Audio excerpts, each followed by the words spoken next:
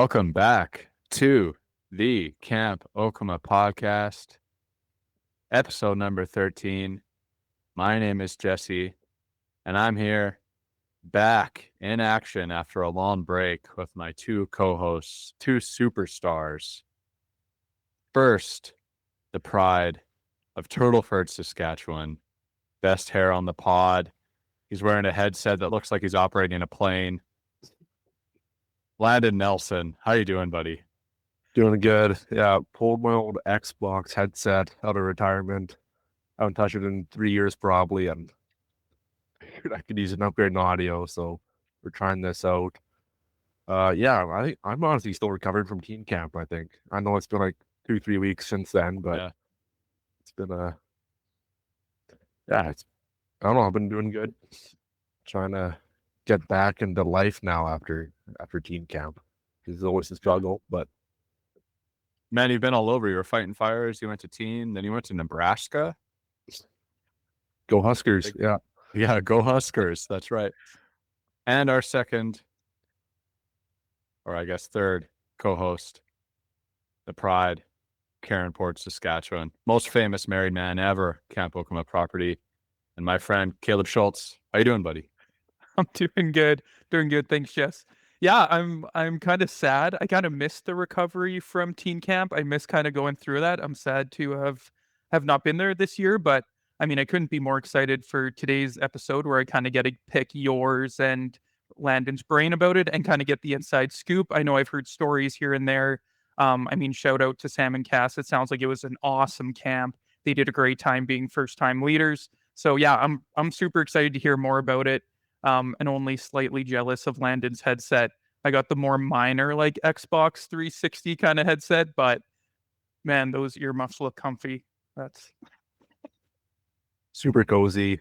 A little bulky. That's really look good on screen, but it costs a lot of money, so I got to get my use out of them. So that's right. Well, thanks, Kaleb. Yeah, very good to have you guys back. And really good to be back. We haven't recorded all together in like 6 weeks or 7 weeks, something like that. So what better way to get back into it than the Teen Camp 2025 recap? But first, I have to remind the listeners, at the time of this episode airing, the following weekend is the Young Adults Retreat. That's right, September 12th to 14th. Okay. It's $100 to register for the weekend. Amy Bunce of St. Stephen's in Saskatoon is our speaker. You may know her, so that's very exciting. Just kind of a reminder on how this goes. You're going to arrive Friday night. It's going to be kind of a loose schedule Friday because we understand folks are coming from all sorts of different distances and work schedules to be there. But just a reminder for folks coming, there'll be a campfire, there'll be welcomes, there'll be some snacks out. So once you arrive, we'll get you settled in. Kaleb and I are leading, and we're planning to do kind of like a regular camp sort of program and schedule. So we're going to have assigned cabins this year. When the bell rings, you're going to line up outside a manor house in your cabin and wait to get in, and cabin chore charts and, activity sign up on Saturday mornings, stuff like that. Including, I'm not going to give away the surprise for Saturday night, but we got a great event planned there. And then Sunday, we're going to have our regular morning program at the camp. We're going to spend the whole weekend at the camp and have the whole retreat there. And Amy's going to be with us there throughout. So I'm really excited for that. Kind of a new thing for us for Young Adults Retreat, but I think it's going to be the best year ever. So Sunday, we'll have breakfast and lunch there for folks.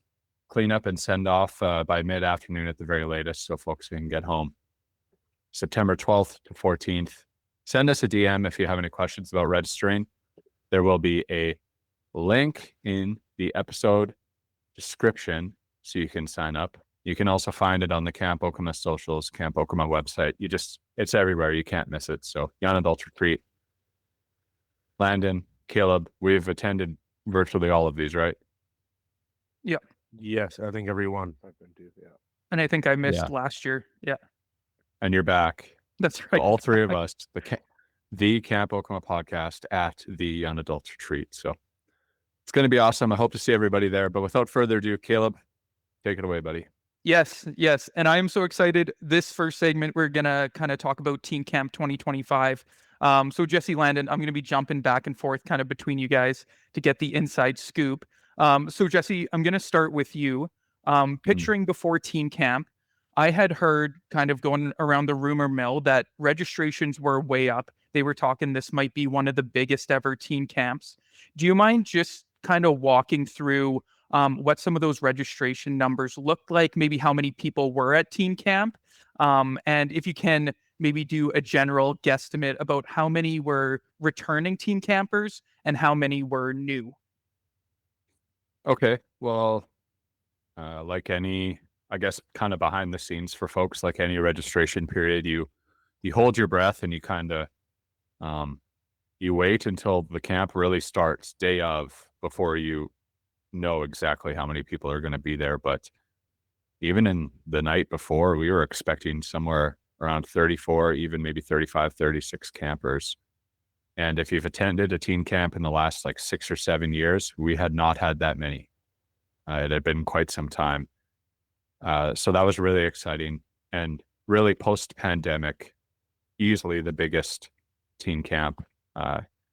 And that was awesome. I think once the dust settled, we were about 33, somewhere in there, maybe 32. But and we'll talk about the campaign after. But we had 18 new campers to put into teams on Wow. draft night.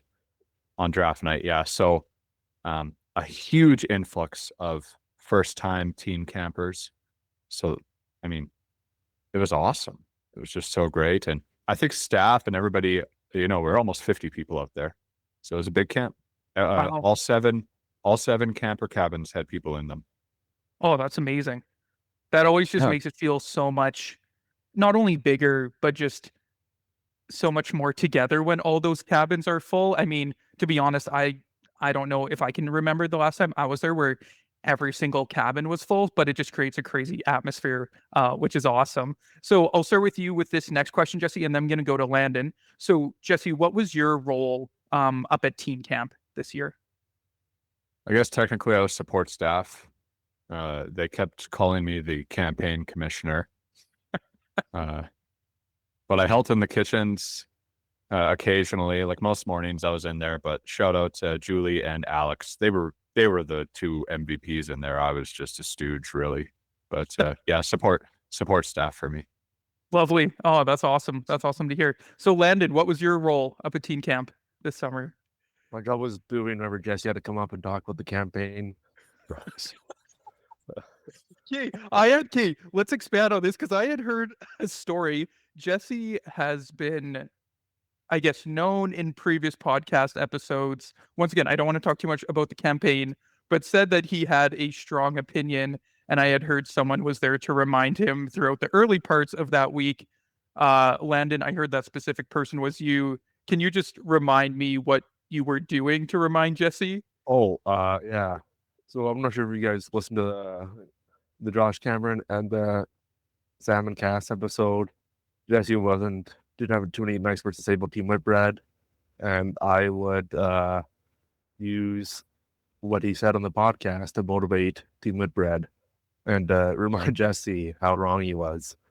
But we'll dive into that later. No, my actual role at camp was I was a cam leader for cabin 6 with me and my good friend Caden. We cabin led those boys, kept them in line. Great group of kids we had, and just trying to be the new Derek there, The new Derek. Yeah. I mean, we all try to be Yeah, we Derek all in try some to. way, but no one can succeed. Yeah. Right? Big shoes to fill. Yeah, that's right. So you talked that you were the cabin leader of cabin 6 with Caden. Do you mind, Landon? You don't need to name drop everyone. But was there quite a few returning staff that you had seen before? Or was there some new staff members or a good mix of the two? I'd say probably 95% of the people I've been with before. I'm gonna name drop someone. We had Randy come back. I'm not sure. Randy was friend of the pod, apparently. Big listener of the pod. Yeah, Shout- huge friend of the pod. Yeah. she came up. Haven't seen her since 2018, probably. It was your last year at teen camp. So she came back. That was great to see. That's Uh, huge. Yeah, it was good to see that. And then maybe only a couple of new faces, but other than that, most of the staff was people you're all familiar with. Oh, that's amazing. Man, that's so good. Yeah, if I can add to that, yeah, the guys are like a lot of the male cabin leaders are getting to be a familiar cast for sure. But for the ladies, not only Randy coming back, but Declan Keys, we hadn't seen her in a few years, and this is her first time coming back after a couple. And so shout out to her for making it work. And Beth Grote was back after a few years too, and she was the nurse. So just wanted to shout out those two. Hadn't seen them in a while, and obviously love for all the volunteers who take time out of their lives, like days off work, to come in and be at teen camp. So thanks everybody, and if you're listening, shout out. Thank you again. Yeah, I mean, that's the reason why Camp Okema exists, is purely because of the volunteers. So yeah, massive shout out to them. Let's talk a little bit about the week now that we kind of know, kind of set the ground for what teen camp looked like. I heard there was going to be some theme days. I mean, Sam and Cass, they dropped some hints on their episode on the pod. So Jesse, let's start with you. I'm going to kind of pick your brain here a little bit. You can pause if you need to think, but going back to the Monday of teen camp, assuming that was the first theme day, do you mind walking me through the theme days on Monday, Tuesday, Wednesday, if you can remember those? Yeah, and yeah, I'll do my best. I think Monday was like, I think it was more or less like a campaign, like team building day. Mm-hmm. And there was activities, especially throughout the afternoon. The kids made banners with their assigned team logos, and they had, every team had a color, and all the kids got to sign these banners, and now they'll hang up in Mana during teen camp. And the idea is that every year the new kids on the team will get to add their handprint, and the existing team members will get to just like add the year, and it'll just be something that continually builds. So excellent idea. I really look forward. I hate to be like, oh, fast forward 5 or 6 years, but it'll look very cool. So that's awesome. Monday we did, because like I'm pretty sure we did Murray. It was either Monday or Tuesday, and the night game was like Monday night. Yeah, night game was Monday night. Yeah, we got a couple big things out of the way within the first 72, for sure. I was that going was to say, also because we were weather watching. Sorry, go ahead. right. Sorry. Yeah, didn't mean to cut you off. But yeah, traditionally, like you said, those are some bigger events. I mean, traditionally, I think Murray Point has tended to err on the side of Wednesday, Thursday, kind of back half of the week. Yeah. And I know that night game, like you said, I think it was that Monday night, because I know on the Instagram story, they had mentioned that Whitbread had won that night game, and those points went to the campaign. And that was kind of my first thoughts, because I was following along with the Instagram stories throughout the whole week. So thank you for updating those. Yes. Jesse is right. I'm looking back at the photos that were sent out. Tuesday, we did go to Murray Point. Wednesday was Pirate Day. Okay. There we go. Thank you for the clarification. But yeah, that night game going on that Monday night, I mean, that's a huge event that goes early in the week. But I mean, that probably helped out. Maybe kids weren't so tired kind of later on in the week. So that's great. What was the night game? Was it Mission Impossible? Yes. Yeah. Yeah, it ended up being like reverse Mission Impossible, because we wanted to get all the lights turned off in the yard, which ended up being a bit of a struggle, and then it never did end up happening. So they actually reversed it, where kids started in the yard and they had to get out to the ball diamond. Oh, that's kind of sweet. Yeah, because it was dark out there. But Landon and I, like, actually kind of funny story. I think we ended up finding each other kind of on the path out to the ball diamond, kind of through like the back of the parking lot. And Tim and I were out there, and we're, just trying to be sneaky, and we're whistling at each other, or like bird calling at each other. And all of a sudden there's a third voice whistling and bird calling with us. And it was a camper. And No way. And Yeah, later we found out it was Kaylin, and she came out and she was like, "I heard Landon whistling to me, so I started whistling back, and I was laughing. I was like, if this was war, you would have died. You can't give yourself away like that." Very funny. I don't think she ended up getting caught, but she was stuck in the middle of the Or bush. she was like 10 feet into the bush. Like I knew she was Yeah. there. It's like she like move every 5 minutes. We just heard crunching the trees. I was like, I'm just gonna wait Yeah. here. Yeah. That's Kind of incredible. I inevitable. mean, normally when I've been playing those games, I feel like as a camper, I'm scared to make any noise. So the fact that Kaylin had the guts to jump in on the whistle commands, that's that's awesome. That's great. How many, if you had to guess, both you, Jesse and Landon, how many kids did you catch during the game? Oh, not many. No, Yeah, I I feel feel like maybe 5. Oh, maybe. okay. Wow. Yeah, I was gonna say 5 or 6 would have been generous. Yeah. I don't know where I was kind of just like, I didn't stick to one spot. I was just kind of like doing the whole circle and just kind of coming up on people, or they would kind of like accidentally bump into me. But it was a late night game, and I think near the end it was a little bit like, hope this is over soon. Yeah. We it's we take about half an hour to get the lights figured out. We didn't figure out. So it was like we That started would, like 11, and we didn't start till like 11:30 because it was not late. man, that is a late night. Yeah. Anyways, I mean, having it on Monday is like kind of a smart idea. Like, I don't think the kids knew that it was coming, like Mhm. it's so early, right?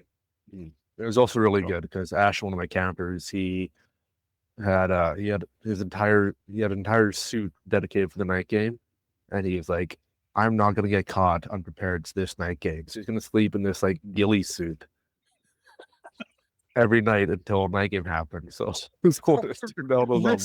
Like, Respect. goodness. I was Respect. gonna say, Man, that would have been so warm to be sleeping oh, ghillie suit in a sleeping bag. Wow, commitment. I love it. Yeah, he was committed, and nothing but respect for him for doing that. So, but I think probably he was also relieved that it was out of the way pretty quickly. Man, that's awesome.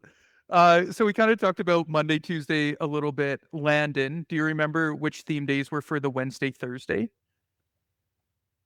Wednesday wasn't really they had a name for it, but it wasn't really a theme day. Just went out to Murray Point. Hmm. You're thinking Tuesday, bro. I'm thinking Tuesday. Wednesday was Pirate Day. That's what it Pirate was. Day, Wednesday yeah. was Pirate Day. I'm all confused. Wednesday was Pirate Day. We did sort of like the passport game, where there's multiple stations everywhere. Kids had to go make a hat. I was in charge of sword fighting, but she had a pool noodle with a cup on it. And then you also had a sword. You had to try to knock the other person's cup off their pool noodle. And some of those kids weren't joking around when you gave them a foam sword. They were hitting pretty hard. They were pretty ruthless. They had terrible form. They were just all about swinging hard. Yeah, so that went on. Then was that? Yeah, that was the day we watched Princess Bride that night. Great movie. I Nice. forgot how good that was. I haven't seen it Great movie. in years, probably at least. Yeah, it was one of the better teen camp movies Yeah. in quite some time, I would say.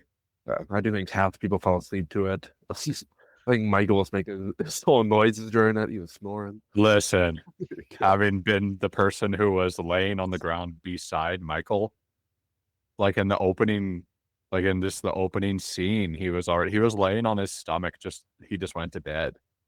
And he would snore so loudly that I would be elbowing him to get him to wake up because I couldn't even hear the audio from the movie. He was snoring so loudly. That is that's crazy. I mean, I feel like that is also a little bit of a rookie mistake. If you start the movie night laying down whatever stomach on your back, you're kind of signing up to fall asleep within the first 30 minutes, especially if you have the Yeah. night game kind of earlier on. I feel like you almost have to start sitting up or just be eating snacks constantly that you don't doze off. But I mean, I Mhm. feel like Jesse, we ran into that when we did watch Cars at our drive-in movie, kind of started that too Yeah. late. But yeah. Yeah. Yeah, I would say since Cars, it had been a couple of years. This was a memorable movie where it was like, this was really awesome. Yeah. Mhm. Yeah. Sadly, Michael didn't see any of it, but I watched. So We'll have to plan a separate movie night with Michael so he can check it out again. But yeah, shout out Salmon Cast. Great movie choice. I'm sad to have missed it because I do love that movie a lot. So maybe let's talk a little bit about Friday. Correct me if I'm wrong, but that is kind of the campaign day, correct? yeah, you did miss Thursday. Maybe just Thursday. a quick shout out. Yeah. Thursday was like Camp Okema, like old folks home day. And Cass and Sam dressed as Gladys and Ida. And the kids all had these name tags with their prescriptions or their meds, sorry, and like what their issues were. And yeah, it was quite the riot during mealtime.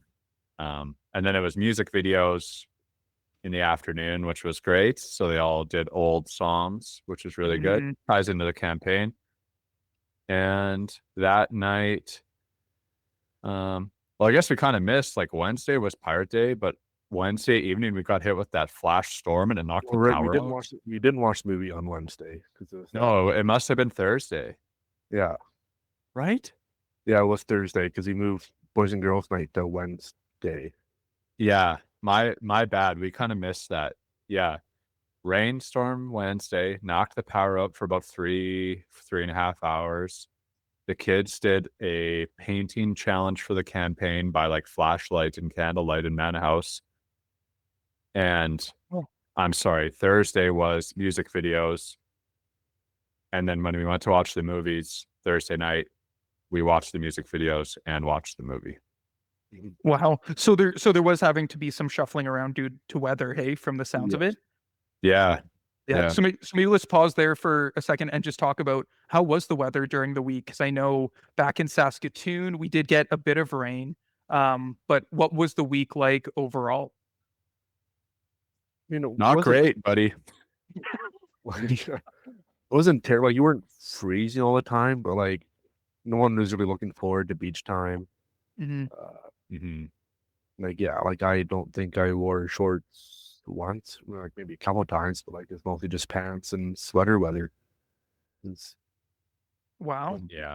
Yeah, it was kind of too bad. Like, we got rain probably every day, but there would be days where like it wouldn't rain all day long, but there'd be pockets of it, I don't know. 2018 teen camp, if you were there, very similar. And that one was a week later in August too. And yeah, it was just cold and rained all the time. Yeah, no, beach time was like non-existent. I know that's always too bad when the weather pans out like that, but I mean, I think that also just goes to show how many great people you had at teen and how good the leadership was and just how good the unity was, because I know from the reviews that I had heard just on the side from kids, like no one mentioned how bad the weather was. And normally that can dampen the mood, but from the sounds of it, it still was an awesome week. So, I mean, that's best case scenario, even if the weather doesn't pan out. Everyone sounds like they still had a great time. I mean, sad to miss out on beach time, right? I'm not sure if anyone wants to see Landon shirtless, but so I guess some people kind of won out on that. I know I won out on that. But okay, so we talked about music videos on the Thursday night, Friday campaign day. Yeah, that's right. Yeah, we don't have to get too into campaign day because I know we're going to talk about the campaign separately. But maybe just a quick rundown of what did that day look like as far as activities run during that day. I don't want to talk to you anymore. Well, I'll pick it up then. Okay. Friday was a true campaign day, like breakfast, chores, chapel, campaign event. Lunch, chores, campaign event, and then like tuck, and then campaign event again. No, there was only 3 on Friday. So it would have been like campaign event, lunch, campaign event, tuck, campaign event, banquet, and then Wow. the rest of the night. Yeah. Am I wrong, Lumpy? Yeah, I think Right. all the campaign events were done They're all done before supper anyway. Yeah, definitely. Yeah. And like honestly, from the banquet, from the bell to get everybody to the banquet to the rest of the camp, like to the time leaving Saturday, was kind of like one big like flowing episode of just stuff. Oh, Like time ceased to exist. wow. It wasn't really a break at all. It was just like, we got to get to this thing now. It was thing to thing to thing to thing. Just Yeah. nonstop. Hey, wow. That's wild. Wow. Yep. So for both of you, let's start with Landon if he's ready to talk to me. How late did you, Landon, stay at the certificate signing?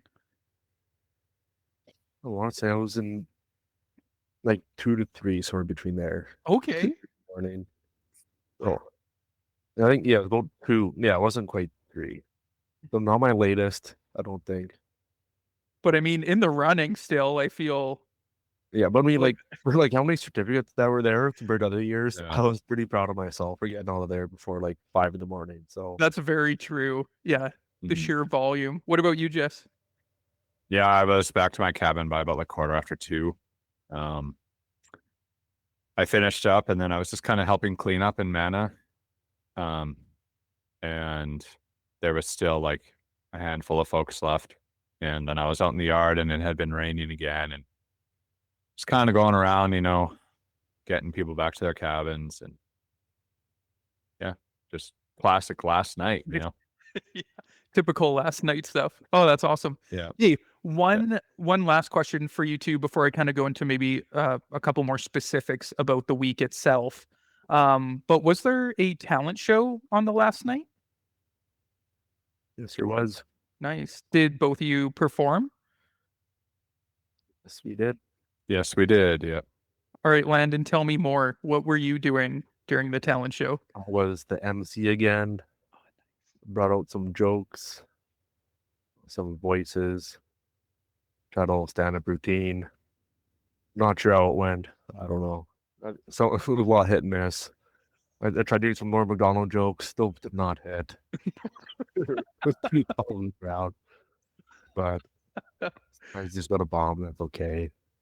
The voices went good though. Those are always a fan favorite.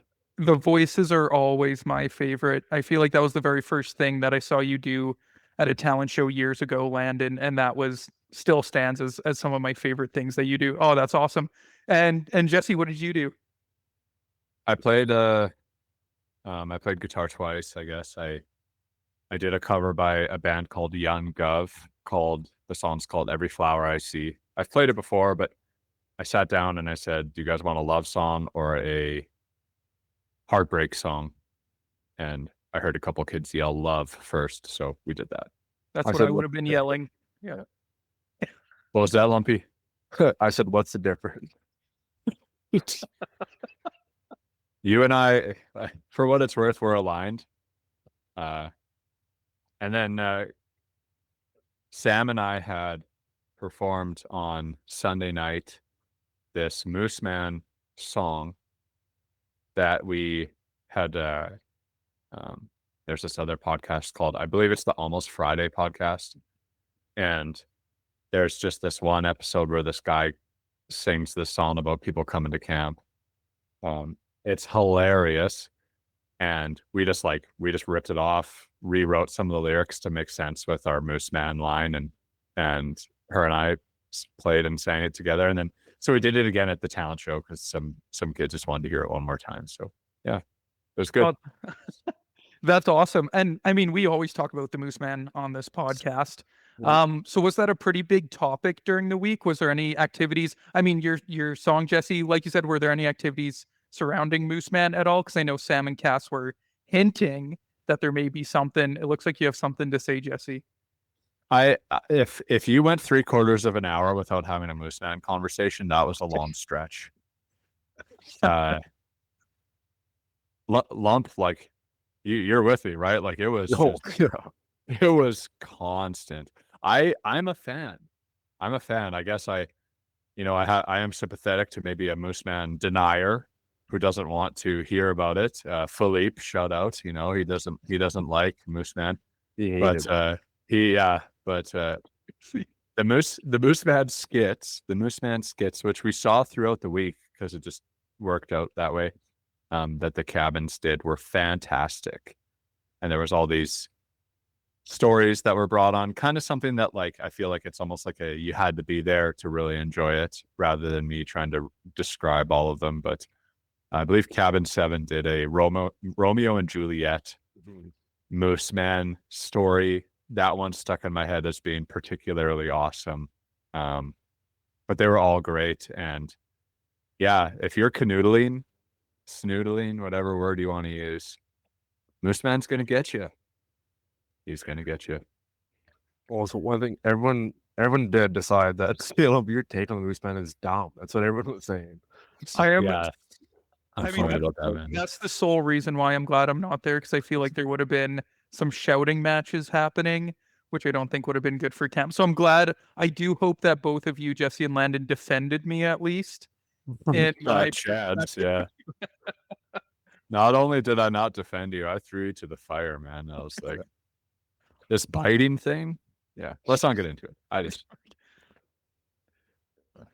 Kevin 6 had her own take on the Moose Man. He also Oh, I introduced forgot. character to the A new scene. character. Yeah. Oh, please tell more. Well, the way we portrayed Moose Man, he's not really dangerous. He's more like he's just looking for someone to take him to Ferns to get some when they got to pay for his day. That's what he's looking for. He's on the woods looking for someone who has money, take him to Ferns. Because he listen, and he sounds like the old prospector in that SNL skit with Bill Barrel. That's what he sounds like. He Yeah, has a really pop pad just banging around. yeah, really shrill, like almost like screeching Yeah. sort of tone. Yeah, but yeah, he has a buddy. Yeah, he has a friend with him, Beaver Boy, a little sidekick, and he comes to ask you if you leave your clothes out on the line. Right. If you leave your clothes out on the line outside the cabin, that's when Beaver Boy comes for you.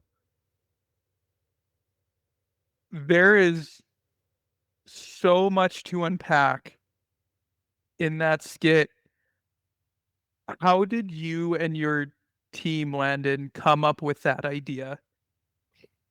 I don't even know. It took a long time. I think because we weren't really doing much until like 5 minutes before. We are just kind of like, believe it or not, Kevin 6 wasn't really prepared for this skit. That is crazy. So we were just kind of like, at first we were going to go down like this. Camp Okema used to be like this old facility where they test on people and animals. So they're like, what if they test on another animal? What if there's like a beaver boy? And they're like, what does beaver boy do? I don't know. He goes after you for having your clothes out. And then we kind of forgot about beaver boy. And then we're like, what if we just made it so Moose Man's not scary at all? It's just You just misunderstood. Yeah. Understood. And then I was like, all right, we got to bring Beaver Boy into this somehow. And then, we talked about it since then. And then right before we went on, I was like, all right, we're gonna pretend it's an SNL skit. I'm gonna be Will Ferrell's full prospector character. You guys just ask me questions and I'll answer them. That is fantastic. I also need a Beaver Boy shirt, hoodie, sweatpants. That's got to be a new line of merch. Jesse, how was the reception to that skit and the whole Beaver Boy and just all the Moose Man skits? What was the overall kind of reception to all of the skits? First off, I love Beaver Boy. I love Beaver Boy. Totally forgot about him. Leaving your clothes out on the line and he comes for you. It's fantastic. Yeah. Beaver Boy. I am the number one Beaver Boy fan. I'm claiming stake to that right now. The rest of the skits were awesome. Like when I say that it's a bit of a you had to be there, it's maybe also my memory. I'm also starting to forget already, but they were just so good. Like everyone was so good and I had laughs for everybody and I just really enjoyed it. I think overall, like as an activity, it was A+. So Salmon Cast, once again, great job. Excellent. I mean, for this last question for both of you, I mean, we could talk about teen camp for hours. But I Yeah. do want to get down to some of your personal highlights. So if you had to pick out 2 or 3 highlights throughout the week, Landon, let's start with you. 2 to 3 things that kind of stood out to you during the week, that kind of made the week for you. Anything from activities to relationships to anything. Yeah. Yeah, the old retirement day was pretty fun. The cameras really dived into their characters. Shout out Colter and Ashton were really tuned in on their old people selves. They're calling people the wrong name all the time. It was good. Yeah, I think we ended up getting involved in a prank war. 6 and 7 against cabin 4. It was. Yeah, so shout out to Kat and Mel, Katrine and Melissa for getting that started. What was the best prank during that prank war, just as a side note, in Well, your opinion? the most creative one was us. They started off, I think they took like some of the camper shoes and like all the ones on the deck and like put them in multi-purpose. And all the boys were just revved up. They're like, we're gonna go get them right away. And me and Jesse had to calm them down. We're like, hey, it's war, boys. We don't retaliate right away. Let's think this through. Yeah. So then I don't even think we did anything. And then they took our mattresses and put them in multi-purpose. And they're like, okay, this is the step up. So then we thought about it, and the next day it was on Friday, like last day, we just took Katrine and Melissa's bed out of the cabin and put it on the roof of their cabin. You might see a picture of that floating around on the internet. I think I can see that one. There will be a picture of it floating around on for our YouTube viewers right now. Please continue, Landon. And we because they all laid out their dresses on their bed. And so we're like, all right, we're not going to touch the beds for everyone. So we just took the pillows and put them up on the roof too of everyone. And then yes, it did kind of come back on us because we had to take it down because take the beds down for them. They weren't going to do it, so we were fine. And we thought we had them. Well, first off, they retaliated by putting a canoe into our cabin right away, which I was just lazy. It took us 2 minutes to deal with that. Yes. But then, Friday night, a few of the girls went down to the sports shed and took everything out of the sports shed and put it into our cabin. So that is chaotic. So I didn't even look because the return certificate signed and they did it. I didn't even look. They're all walking with smiles on their faces. You should go check out your cabin. And I'm like, no, I don't want to think about that right now. Not doing that. And so when I walked into my cabin at 2 a.m, I was not very happy. It was a lot of stuff everywhere. My poor campers were sleeping with the lights on to get to their beds. Everything. And I'm like, oh boy. But I also did come back on them because they also had to help clean that up. So rightfully so. Yeah. I mean, probably the sports shed looked a lot better than it did before all of them hauling the stuff out. So I'm surprised no one made the migration over to sleep in the sports shed. That's probably good that no one did that. But yeah, sorry, Andy. I know you told us that used to be a camper cabin, but yeah. If I may, maybe a hot take, but I think the girls won the whole feud, personally. No, I'll agree that they won. I just think the more creative, the funnest one was. If I may, Lumpy, and like, yeah, I helped the boys. I did. Like, I helped scheme, but like, I'm retired from acting it out. I'm just in the scheme role now. But the girls, I guess the reason I think that they were the winners was because the boys were mad.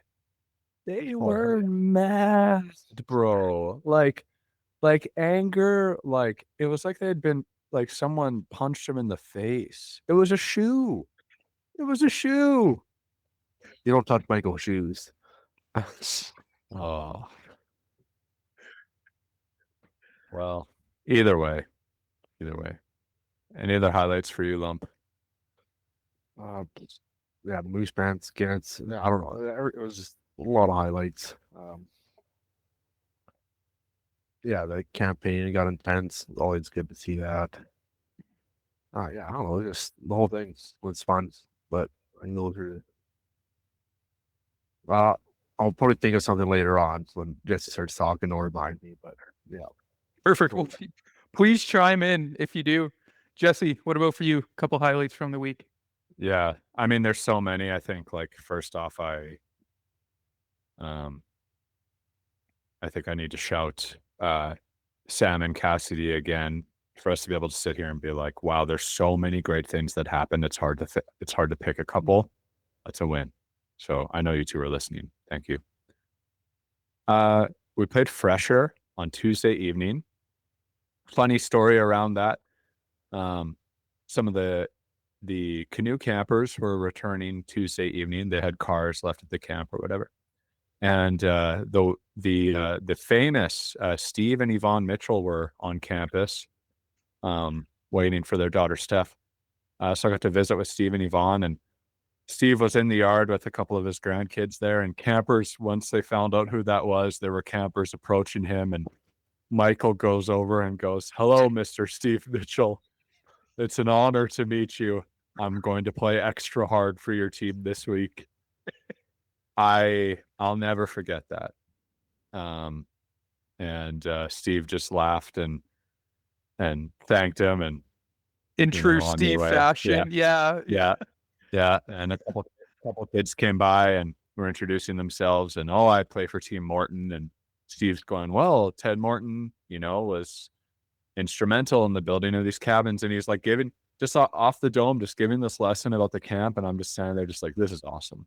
Like, this is I loved it. So anyways, after that we went and played Fresher, and best game of Fresher in a long time. Kids flying everywhere. We had to teach a lot of kids how to play Fresher, which was good. Mhm. But there was almost 40 bodies out there running around. It was awesome. I had so much fun, and we all shook hands after, and it was great. So that was a highlight. Having the power cut out and the camp still being able to run, and it bled into guys and girls night. That'll be a cool memory to think about. I don't know if I had ever been there when the power was out. If it happened when I was younger, I just don't remember. So yeah, a highlight for what it's worth, but still made it work. That was also the first time the emergency bell had been rung while I've been there. Yeah, Emergency, but trees are falling, and yeah, it was, Katrine and I are like the last two going door to door through the cabins, making sure everybody's out, and it's pouring rain, like you can barely see Mana House, and we're at cabin 3. So just to kind of, it wasn't like it was a lawn rain, it just was so heavy, just kind of out of nowhere. And yeah. Yeah, movie night was awesome. Campaign was awesome, obviously. The last night, I mean, I think for me, like, a highlight was, you get to the end of the last night and you're seeing the kids that have been coming for 3 or 4 years, and it's their last year. And I know for you and I, Kaleb, like, our first year leading together was 2022, and a lot of the kids who their first year at teen camp was 2022, and now 2025, they're done. Yeah. So, I have all these, brothers and sisters that are, I'm signing their certificate for the last time. And yeah, just, I don't know, if you were there, what kind of state I was in, but it just an unbeatable tradition for us is the certificate signing at teen, and it's just rewarding as it is emotional, and yeah, just a highlight for me. And just being able to send off all those campers and thank them, because as important as Camp Okema is for them, they're just so important to us, right? So Yeah, absolutely. yeah. And then if I may, like a couple campers, couple staff, we shouted out people that came back. And I think someone who we maybe haven't talked about, but she did interview with us for this episode too, is Leila Mitchell. Talking about it. It was 10 straight years. So her and I have been going to team camp 10 straight years together, and she was a camper and now she's into staff, and she just keeps coming back, and I just think she's awesome, and she's solid in her role and knows what's going on, and the kids love her. Like, yeah, shout out to her. For the guys, like he gets a lot of jokes his way, but man, Grant McKee, that's my guy. That's my guy. And I just can't even imagine us doing it without him these last few years. You know, he's just been so important to what we do. And yeah, he's got all these siblings that come, and they all are important in their own way. But Grant's giving you your flowers, man. If you're hearing this, you're undeniably so great, and happy you were there. MVP for the campers. I mean, how do you not shout out Michael? He was the comedic. He was that. There was moments where we just needed him, and he was there just being himself, and he was so hilarious. And he was a unity sort of camper. It didn't matter what cabin you were staying in. It didn't matter if you were the cabin leader or what. He was just himself in front of everybody. So funny.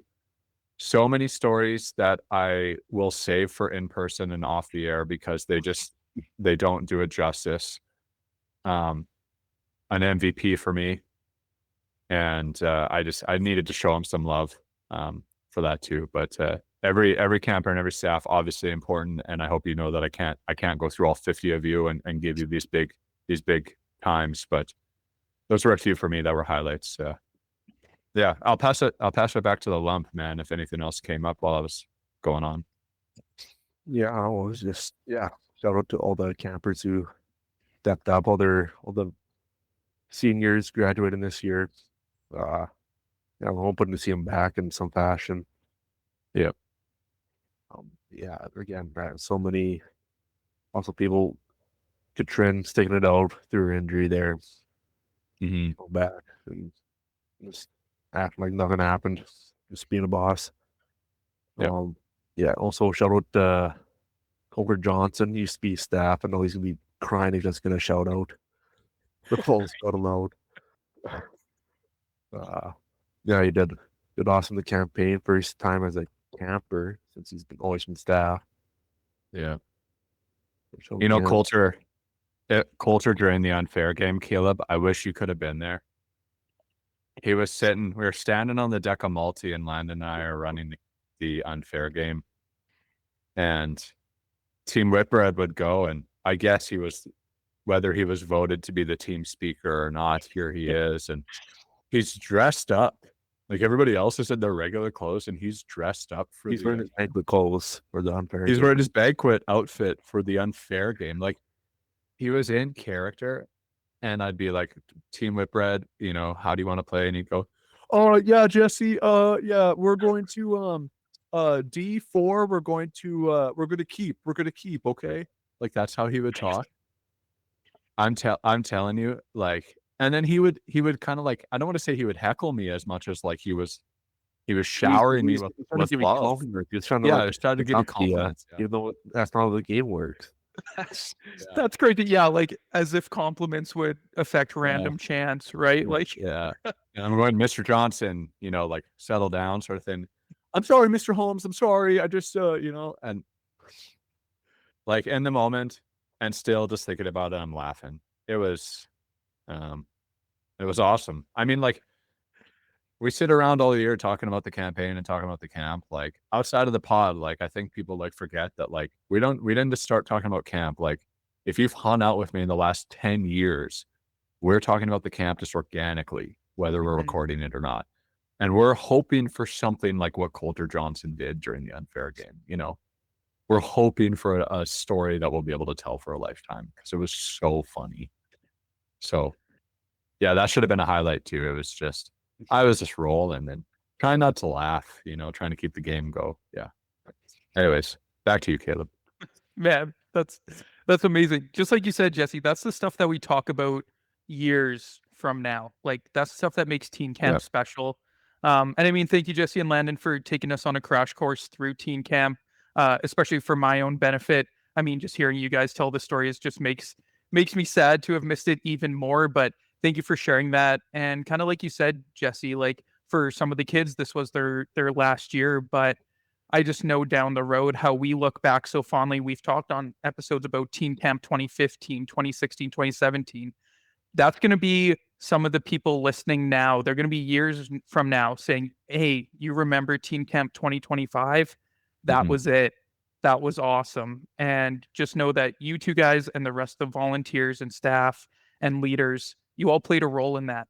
They're going to be talking about you just as much as they're going to be talking about the memories that they had. So thank you again for being there, for Sam and Cass and for all the campers. And thank you everyone for going. It sounded like an amazing time. And all the more to look forward to 2026 Teen Camp. Hey, Camp Okema fam. Looking for one more weekend at camp before the snow flies? Join us for Young Adults Retreat happening September 12th to 14th. Now in its 5th year, this retreat is your chance to reconnect with friends, enjoy camp life, and be part of the community, even if you're no longer a camper. Led by Jesse Holmes and Kaleb Schultz, it's a weekend of fun, fellowship, and all the things you love about Camp Okema. You just need to be 18 or older to register.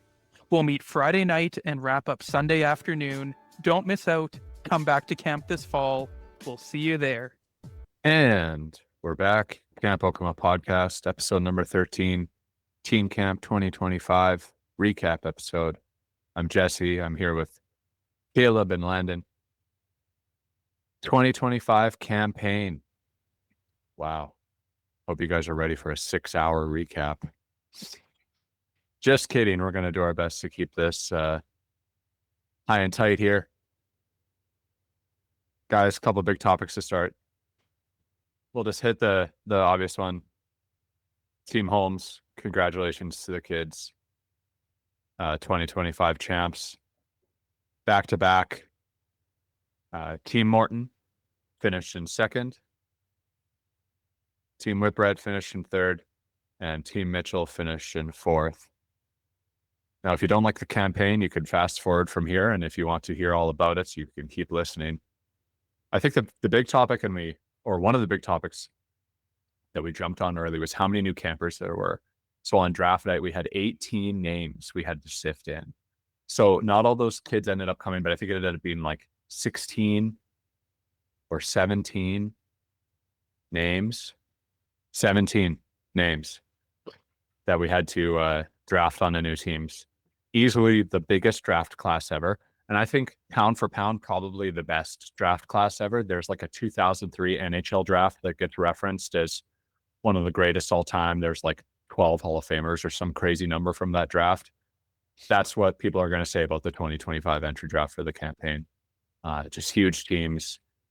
Probably the biggest team since the first year.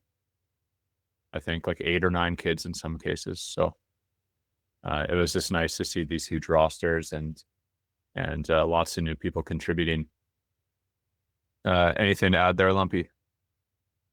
Yeah, no, it made it interesting because all these new pieces come onto the scene. And as much as I trust the agents we have, we don't know what these kids are going to be like when they get on the scene. Yeah. Yeah, we do our very best with internal scouting to have an idea of who these people are. And we probably did. I would say like 14 out of the 17, we had like at least something, you know, still a couple wild cards, and we'll see how those play out for the years to come.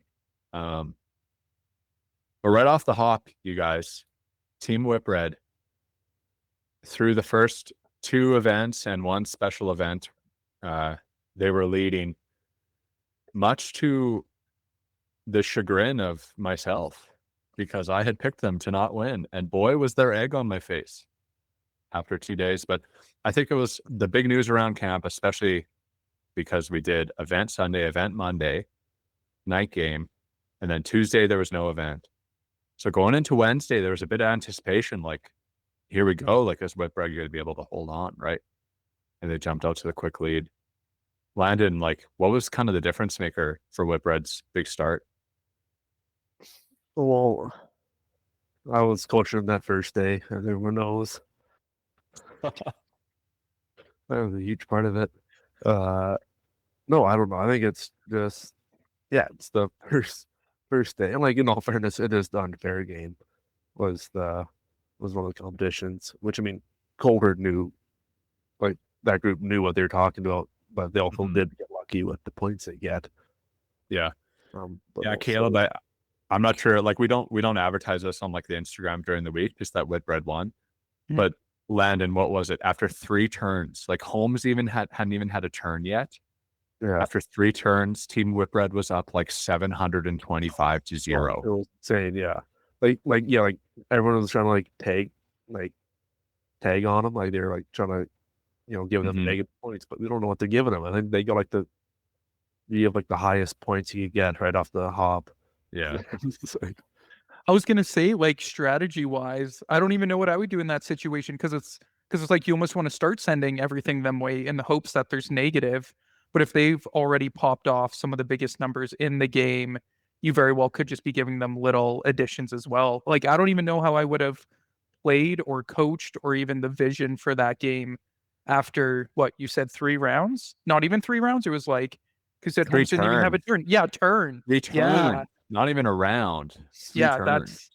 Yeah. that's nuts. Yeah, it was over very quickly. And 2 teams, I believe it was Mitchell and Holmes, were just like, they were playing a different game.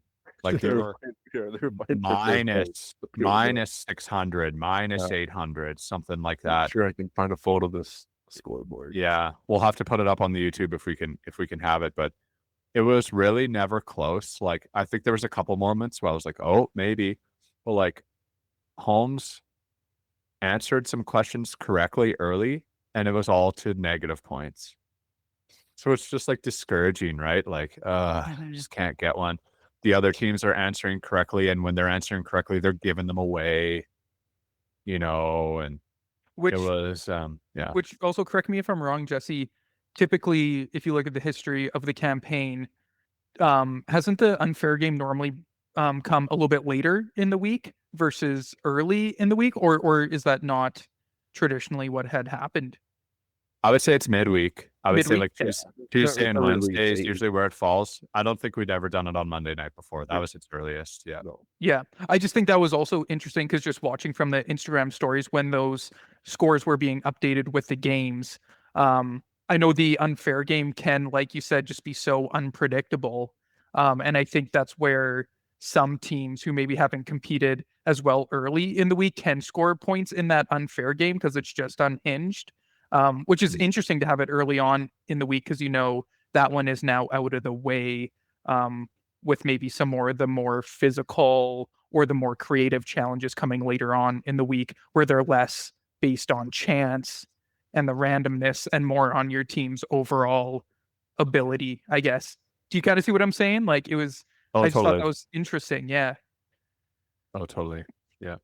I mean, like, Whitbread, like, they answered questions correctly, and they got lucky. I don't think that they would be upset with me saying that, because they were up 725 or 700 to 0.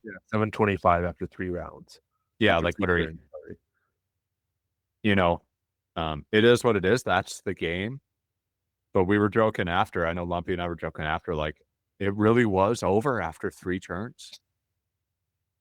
Maybe something for the commissioner's office to look at, but yeah. And then even first night, so we played Bible Smugglers. Maybe some behind the scenes. Whitbread did win the first night. Mitchell was in second, and then Morton and Holmes tied for third, if I remember right.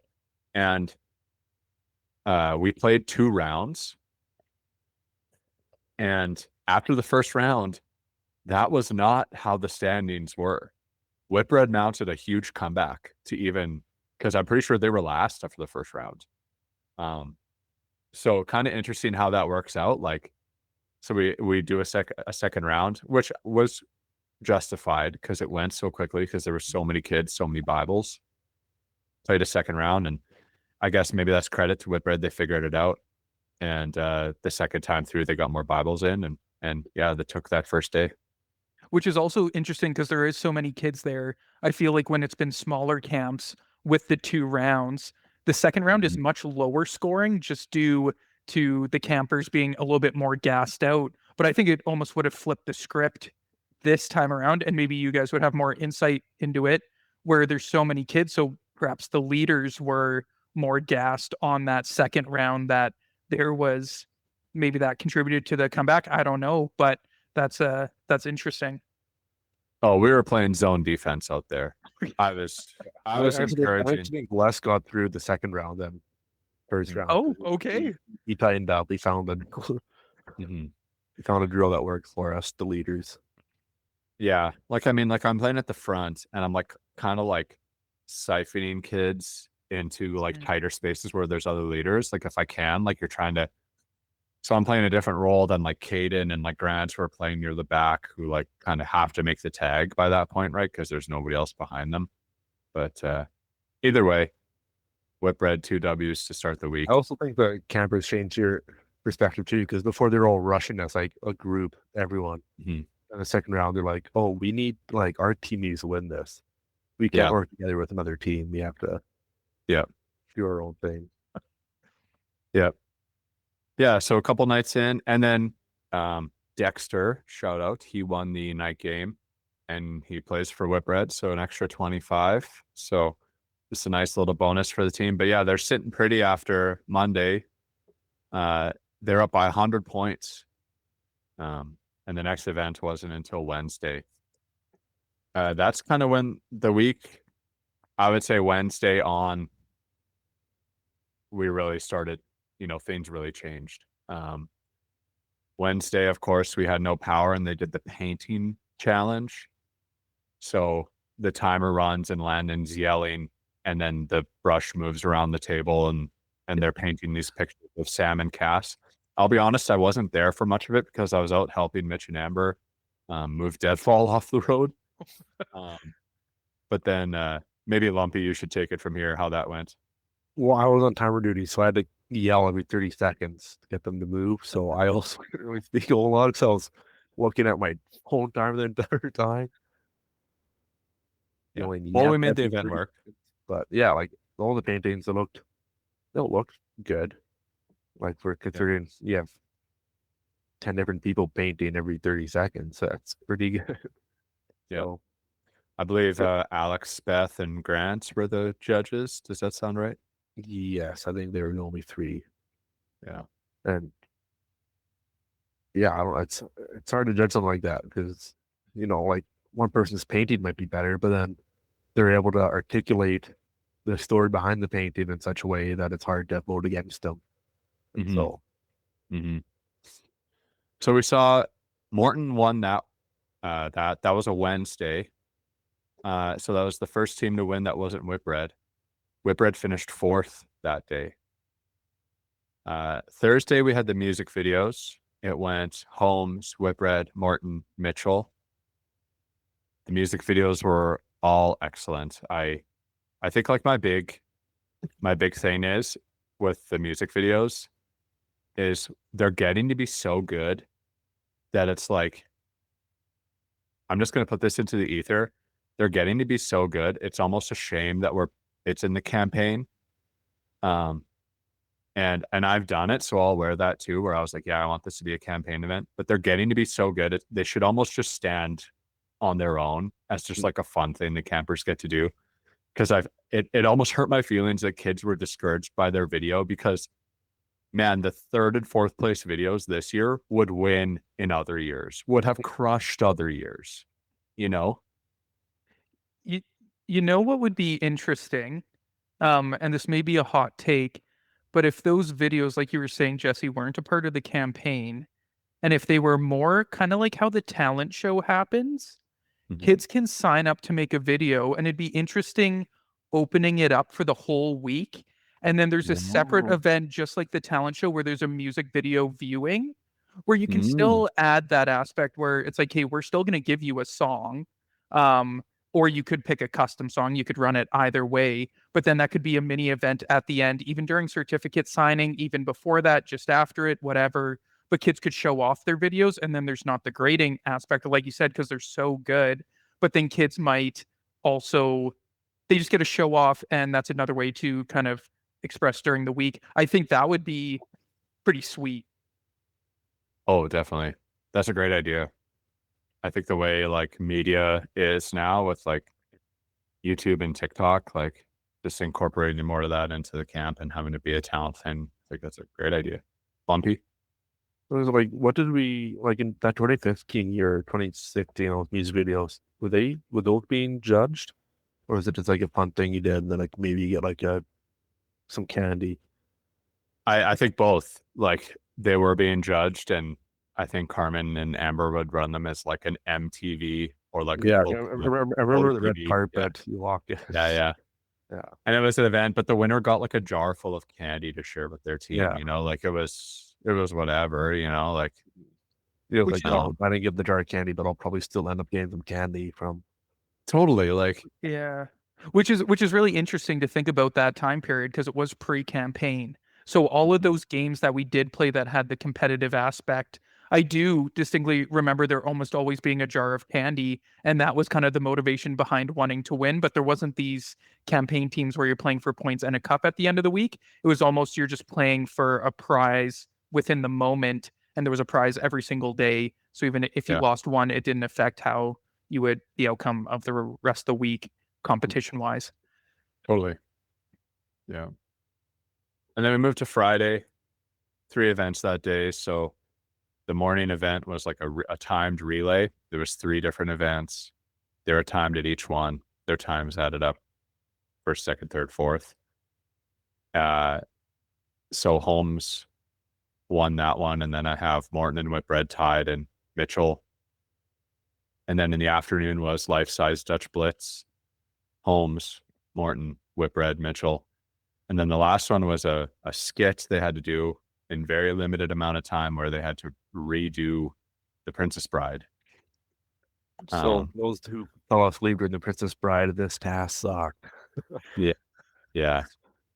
It ended up being really great. I think, well, Holmes won that one, and it went Morton, Mitchell, Whitbread after that. But they were all so good though. They were good. Yeah, they were good. And guys, I have I've prepared some nuggets of statistical analysis for the campaign. Would you like to hear some? I'd love it. Yeah. Oh, that's awesome. Okay, we're going to go with the teams in order of how they finished. Team Holmes, they spent 2 days in 4th place. That's the most in franchise history for a single campaign. And they entered 2025 having only spent 1 day in 4th place ever, combined the first 5. So that was kind of interesting. Dailies 4 through 7, they finished first in all 4. That is the first 4 daily win streak in a single campaign ever by any team. Holmes joins 2021 Mitchell and 2022 Mitchell as the only teams ever to win the campaign while placing 1st through 4th throughout the week. They took one of those positions at least once throughout the entire week. And Holmes' comeback to win ranks 2nd all time. They trailed by as much as 150 points at one point. 2021 Mitchell and 2023 Whitbread are tied for the largest come from behind totals ever at 175 points. So pretty huge comeback for my kids. Shout out. Big win. Morton, they spent 5 out of the 7 days in 2nd place. That's the first team ever to do that. The record is 6 days in 2nd place. Funny enough, held by Team Morton in the years 2019 and 2023. Yeah. Remember when we talked about Wednesdays? Team Morton secured the win on Wednesday, boys, continuing their lifetime Wednesday dominance. 5 out of 6 all time. Team Morton has won. To the other teams, next year on Wednesday, get up early and get stretched out or something, because Team Morton's coming for you on a Wednesday. I would love to see statistics on what's served for breakfast on Wednesday morning statistically, to see if there's a correlation, or like what was the morning message at chapel? Was it extra motivating? Is there any correlation there? Because that is probably one of the most unbelievable statistics to me, is how consistent they are on Wednesdays. Yeah, that's next level. it's comedy. Team Morton finished in the campaign 2nd place overall for the 2nd straight year. Just a reminder, this was the fan favorite going into 2025. 3rd overall team, Whitbread, or the Loafers. Whitbread won the first daily of the week, so Sunday night, for the first time in the franchise's history. They had never won the first day. They also won the 2nd daily of the week. They had not done that since year 1, 2019, where Lumpy was on the team. And they also had one of their team members win the night game on Monday, rewarding them with an additional 25 points. Whitbread held first place up until the final event, so for 6 days, tying the previous record the franchise had for days in first with 2021 Whitbread, the only teams ever to have 6 days in first place. Sadly, just like the 2021 team, both teams entered the last event in first place, but fell to 3rd at the end of the competition. Team Mitchell finished 4th for the 2nd time in the last 3 summers. Team Mitchell, we'll get to it, but 1st overall in 2026. They finished 4th in 3 straight dailies at one point. That is the first time ever that a team has finished last for 3 straight times in the campaign. That's it for the individual team nuggets.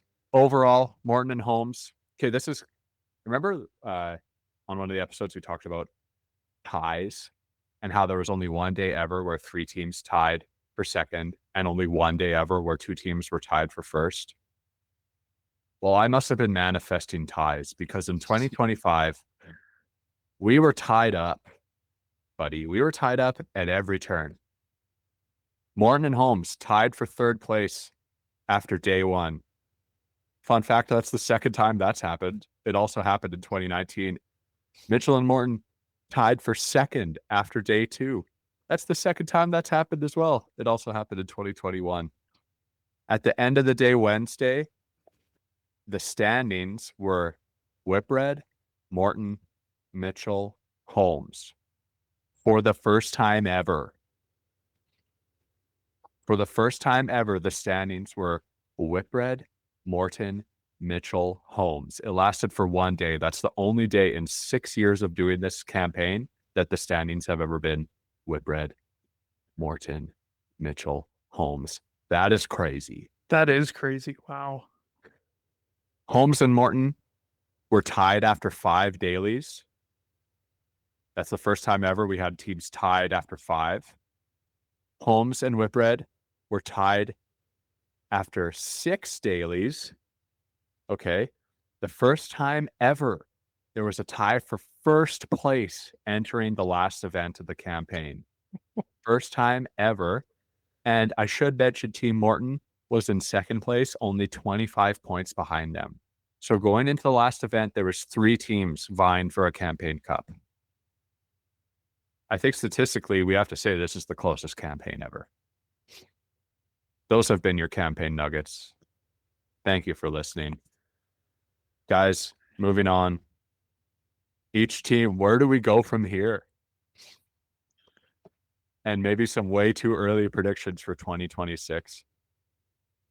Let's start with the champs. 2026. Kaleb, what are you feeling? I mean, if we're sticking to the analogy that I said before teen camp, it's essentially saying where do the Florida Panthers go from here, right? I mean, back-to-back years as champions. Do I see a three-peat? No. This is a tough one. I think they had a lot of good players come in this year looking at the roster and hearing stories from you guys. I still think they're going to be in the mix, but I don't see a three-peat. I think they're going to be um a second place team come the next 2 years. I think they're going to drop a little bit. I think it's going to be similar to Mitchell, where they had on the cusp of the dynasty. I kind of judge that off of 3 championships, especially in a Yeah. row. Yeah. I'm not sure if that's industry standard, but I don't know if they could complete that dynasty. Frankly, I don't see it. But once again, I was wrong this year with my prediction. They're really gonna have to. I think the other teams have more fiery draft nominees that came in this year. I don't see a three-peat. I see them dropping down to second or third for the next couple of years. Lumpy.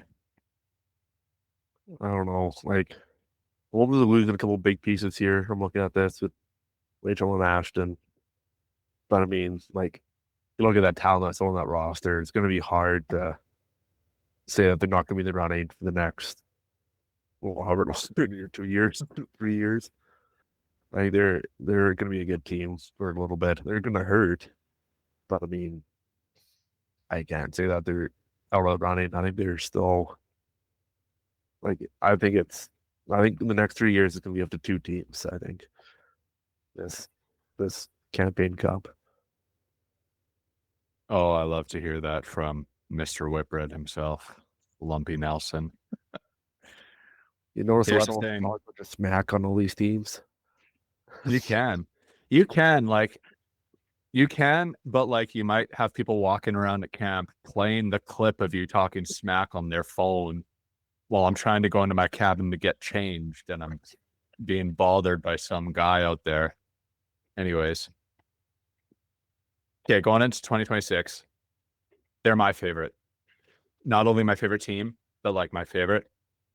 Holy moly, you guys. I guess maybe to answer the dynasty question, Kaleb, yeah, 3 is definitely the industry standard.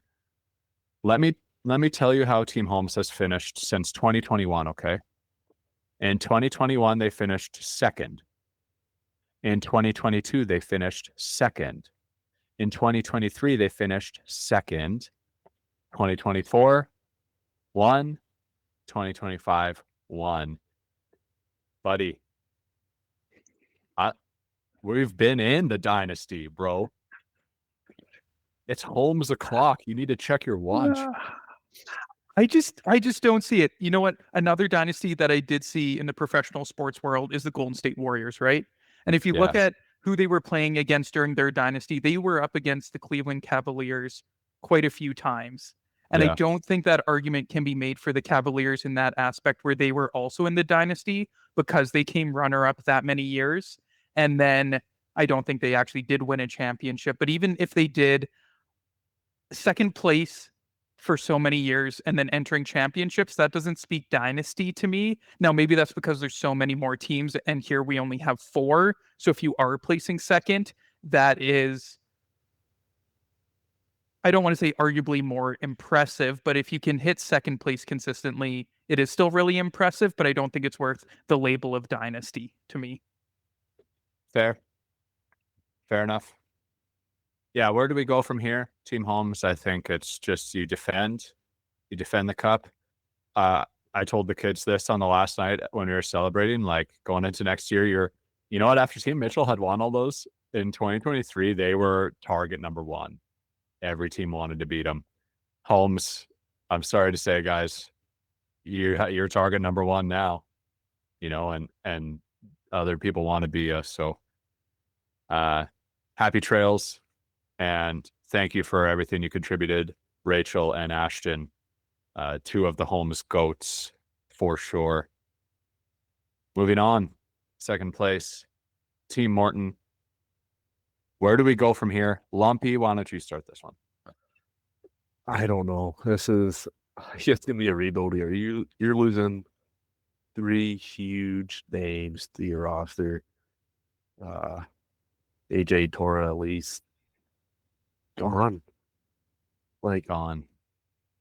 I guess maybe they'll be there to motivate you, but yeah, they got good names in the pipeline, but you're losing 3 veteran players. It's gonna hurt you. Anything's possible. I'm not gonna say they're not in the running, because 3 people don't make up an entire team. This team has been solid year in and year out, all week long. I think they'll be right in there in the mix. Am I going to put them in my favorites? No. I think these younger kids, they got to prove it. You got to prove that they're also just as big in Team Morton as the 3 veterans who are retiring are. Maybe the veterans get more credit because they're veterans.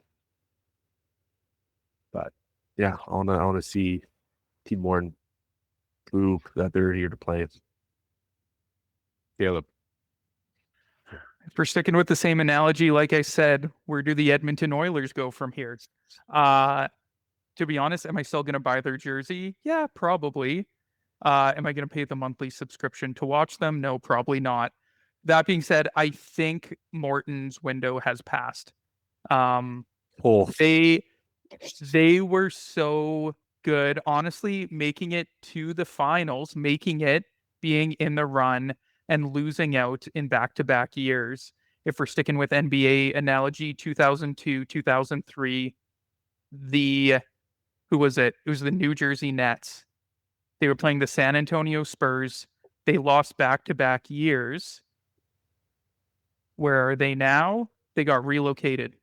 So, not saying that Moore's getting relocated. I'm just saying facing those losses. Morton's getting relocated to Kinseo. You heard it here first. No. That being said, they got a huge hill to climb. They really do. In my perspective, I think there's other teams in line who are going to have a quicker rebuild than Morton. I think they still have some strong players, but I don't foresee them being in the Campaign Cup, holding that cup up in the next 2 years. I think they're going to need some more building. I know that's a 180 from what I was saying before, but like I said, they're losing some key players. I think it's a rebuild. My heart breaks for Team Morton because 3 fan favorites, players that had, 4, 5 years of campaign under their belt and were never able to get it done. That's life sometimes. And yeah, it sucks. I think after hearing you two speak, I'm the high guy on Team Morton going into 26. Veda, Gabe, Marcus, Rachel has already proven herself. She's back for what will be her 4th year. Those other 3 I just named, Veda will be back for her 3rd year, hopefully. Gabe and Marcus really showed a lot. That's the future of Team Morton. And a score in the draft, I'm higher than you guys on them. What else is there to say other than just it hurts, you guys. We're all everybody's pulling for you and just we love the people on the team way, right? And it just didn't work out. And that is what it is. So Team Morn, the last team to raise a banner. When will that be? We don't know. Maybe 2026. 3rd place, the upstart, the Loafers, Team Whipred. Kaleb, what do you got to say? This is the team that I see climbing the highest, actually, within the short term. When we're talking about potential, when we're talking about draftees, when we're talking about the future, I don't view the future as the next 12 months, the next year. I view that as kind of the 2 to 3 year, erring on the side of 3 year. That's the future for me. So in the short term future, within the next 1 to 2 years, I actually see Whitbread stepping up. Now, you need to take what I say with a grain of salt. I wasn't there this year. I didn't see how they competed. right? To be honest, following with the Instagram, I thought they had it in the bag after the night game. You get 2 firsts, you get that night game. Nothing happens on Wednesday, you said, right? Or Tuesday. Tuesday, right? So you're entering midweek and you're top of the game. I think they had it in them to close out the week. I really do. I know they're one of the youngest squads out there with probably one of the most drafts, right? They had one of the most or the most new draftees coming in. Oh yeah, they Yeah. huge roster overhaul. Yeah. Yeah. So the fact that you could have such a strong first half with a limited amount of unity because you have so many new people coming in, I think that's only going to grow throughout the next 1 to 2 years. And I actually see them climbing the ladder towards the top. Do I think they're going to win next year? Boy, would that be amazing. I don't know. Lumpy, Mr. Whitbread. Yeah, I think whoever is scouted for this team did a phenomenal job. Yeah, I think things that went south there after the start of the week. You're going to see the clips that we have. There's some high talk at the start of the week when we were doing their interviews. And then you're not going to hear many people talk about it after. But it's an awesome young team. Fortunately, we are losing Kaylin this year, so that will be a blow. But I mean, if you did an interview, she was also talking crap on Whitbread. So see ya. So I mean, yeah, it's tough when you're a young team. You come out with your 100 points and 100 points on top after the first day. That's going to get to your head a little bit. And yeah, they fell off a little bit. And yeah, they just got to learn to keep their cool. Yeah, so they're hungry. They want it. Yeah, they got a good young team. They lost Dexter not even halfway through the week. He's a big part, fast, smart. I can see him coming up being at the top. Do I know if next year's the year? I don't. But I think they'll be right there competing. I think there's a good chance they take it next year. If not, they're gonna run away with it in the next 2-3 years. I think it's a matter of time. Yeah, if I may, the Loafers. I love this new team nickname. I love it. The Loafers, yeah, I was low on the Loafers entering 25. Landon said it best, the scouting department and operations management and everybody involved with Team Whitbread, a pat on the back. You guys set yourself up for 4 years of really exciting campaigns, I think. Yeah, they're like the exciting young roster where you just, like when the Blackhawks were coming up with Taves and Kane, Seabrook, Keith, like that's this team. And if I'm given one team, like they scare me as a Team Holmes fan, I am frightened for 2026 through 2028 Team Whitbreads. I think that they are. I think it's going to be that good, you guys. And if these campers come back, I guess that's what it is. If there's money disputes, management can't pay them or whatever, like that's their business. But like if they can keep players on the field, holy cannoli, are they going to be good?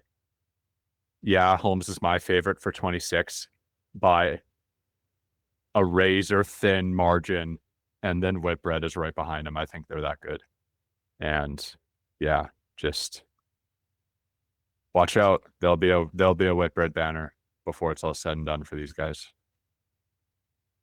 4th place, Team Mitchell.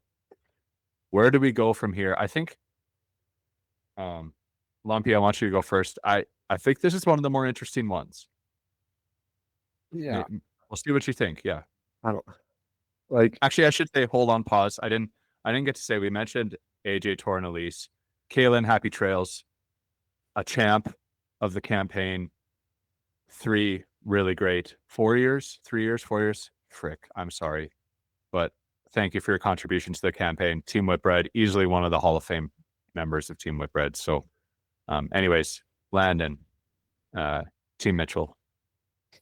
Team Mitchell, where do we like? You're losing big pieces here. and you're still at the bottom. But I mean, you Yeah. do have a nice prospect pool. Yeah. Like you got maybe there's so much pressure on Joel coming up here, the younger sibling of the famous Katrine Sinclair. Joel coming up. Maybe there's too much pressure on him. Maybe he gets to his head. I don't know. He did good. The young people did good. Yeah, you're losing some big pieces here. You're young. Maybe we'll see what the draft brings next year. But I mean, yeah, like it's looking grim to say. But I mean, like sometimes that's where you got to start. You got to start at the bottom. You got to get hungry. Yeah. Like Yeah. you've had too many good years. Maybe I was say Katrine's starting to look. I know I used to call her Tom Brady. Now she's looking more like a Steve Eiserman. People are like, get her out of management. So we loved her when she was here, but now she's got to go. So we'll see. But yeah, we'll see what the future brings. Some young talent there, and for all I know, they could come up and prove me wrong. They could be right in the mix with everyone else. I have them lower than other teams. I do think it is up to with Brendan Holmes, but like you saw this year, that team can prove wrong. Yeah. Very quick. Yeah. So Kaleb, what do you got, Team Mitchell? Man, this is a tough one. They have a huge core, or like a lot of people leaving their team. Yeah. Have you guys seen The Office? How many Yeah. times do you think? Maybe between Landon and I, we've probably watched it all the way through, like, what, 4,000 times? at least. Okay, well, I like analogies. I view Mitchell as being in season 7 of The Office. I think they had their glory years at the beginning, and I think they got a big fan base. They had some amazing moments, and I think they're kind of caught in this window where that has died off. Some of their main players have left, and they're kind of looking about where to go now and how to continue and how to rebuild to go back to maybe what they had so good in the early part of their season or of their campaign history. It's going to take a lot of work. It's on the verge of needing a full start over. I think they're going to need some of those people that were so important in the dynasty years to kind of come alongside them and kind of say, hey, this is what you need to think about. This is what you need to do. They're going to need good management, but they're also going to need both the current players now that got drafted this year and in future drafts. They're going to need those players to really buy in and to understand what the name means and to hopefully bring it back to where they were in their glory years. Once again, I do not think this is a near future thing. I think this is a future/long future thing. I don't want to say Team Mitchell is going to end up like Morton, where they're so close to the championship, but they don't quite get there. I think they eventually will, but I'm hoping that it's going to be under a decade before that happens. Under a decade? Cripes, man. 10 years. After 5 years. The 10-year campaign plan, Kate, decade was too long. We can go to 5 years. But that being said, they're going to need these new players to buy in and they're going to need experience. I think if these kids can stick around teen camp consistently for the next couple years, and if those kids don't miss out, I think they're going to be huge. I think they have some real big freshmen on the team that are really going to come into their own, but they're going to need that consistency at teen through the next couple of years. I tend to agree with you guys. I think, first off, Kaylee, Bella, Michael, Lucas, happy trails. Enjoy retirement. Kaylee, the last team member to have played winning Mitchell baseball. You know what I mean? Like,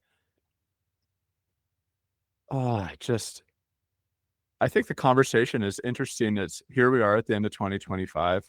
you couldn't talk about the campaign for a couple of years without talking about Team Mitchell and how great they were, and like when's it going to end? And here we are, 3 years of wins, and then 3 years where they went fourth, third, and fourth, and it's just like what happened? Here's what I will say, because I want this to be positive. You have to go somewhere, and so we started from the bottom, and in I think like 27, 28 is going to be the now we're here portion of that. And yeah, I don't really see it for next year, but they'll have the first pick and then the 5th pick again, because it'll come around. That could be beneficial with the team being so young. Like it could just be a nucleus thing. Like maybe that's what I'm thinking. Like maybe 27, 28 is when we start to see that really like blossom into something. But after 28, 29, that's some of these players are going to be graduating, right? So then, the window, it's like junior hockey. The windows are so short. I think Mitchell will be better going forward. I just don't see how they're not. And they'll put this era behind them and onward and upward. And I think there's something, there's legacy team members around. We had Miguel, Anna, and Katrine around. Kaylee will be in the mix. Like there's pedigree around. They'll have the draft picks next year. I think 26 is the first step in the right direction of us seeing a Mitchell banner getting back up in Manor House. When that is, I guess I don't know, guys. But I think it's important next year. They need to get away from the losing culture they've established over the last years. They need to get right into the battle and I couldn't agree more. I think getting a win, like just like early on in those first 3 days, if they could get a win, that changes things, right? Mhm. Like if you get 4 days into the campaign and it's Thursday and you haven't won yet, you haven't even finished second, like it's tough. So, well, there you guys have it. Where do we go from here? Some way too early predictions for 2026. Campaign recap, a bunch of stats. Thank you for listening. And I personally want to say, let's keep the campaign talk bottled up inside for 8 to 10 months and give the fans a break so we could focus on other stuff going forward, okay? Hey, Camp Okema family. Looking for one more weekend at camp before the snow flies? Join us for the Young Adults Retreat happening September 12th to 14th.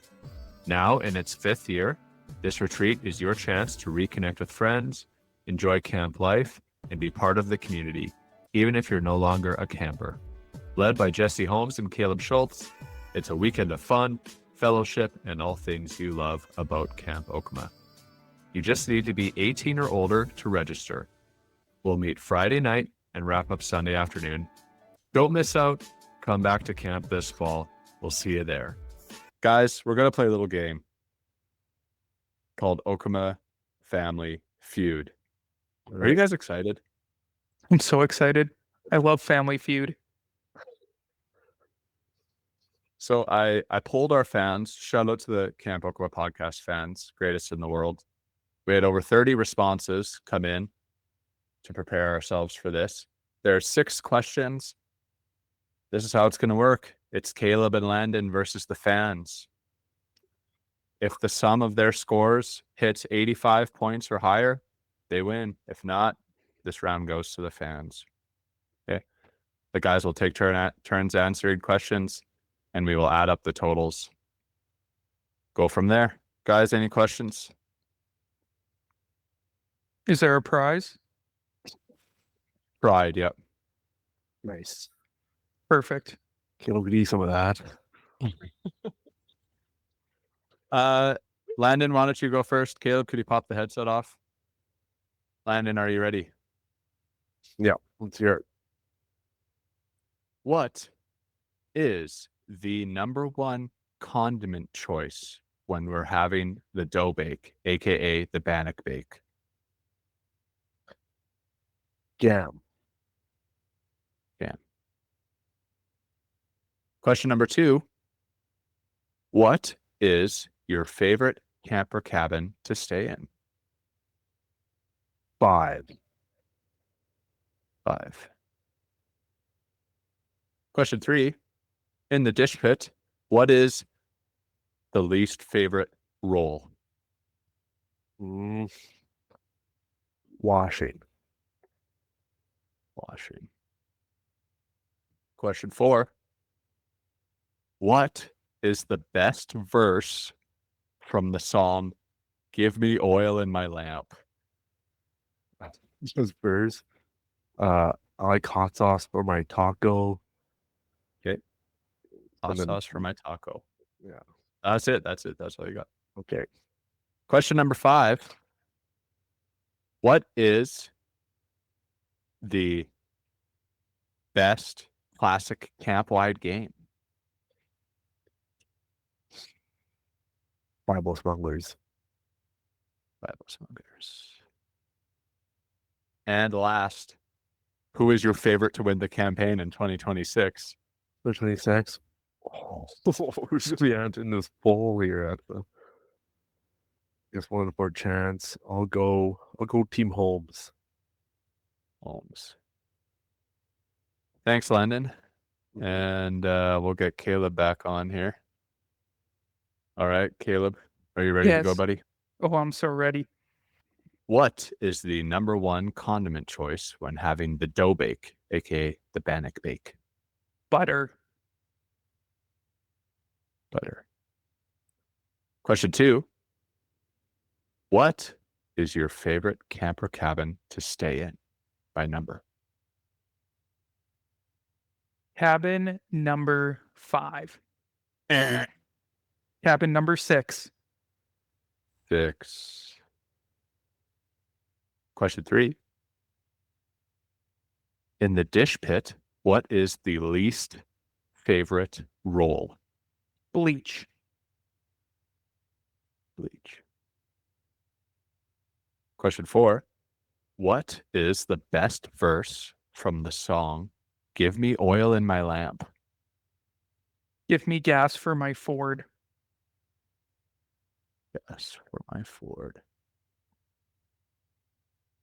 Question 5. What is the number one classic camp-wide game? Pressure. Sure. And lastly, who is your favorite to win the campaign in 2026? Whitbread. Brett.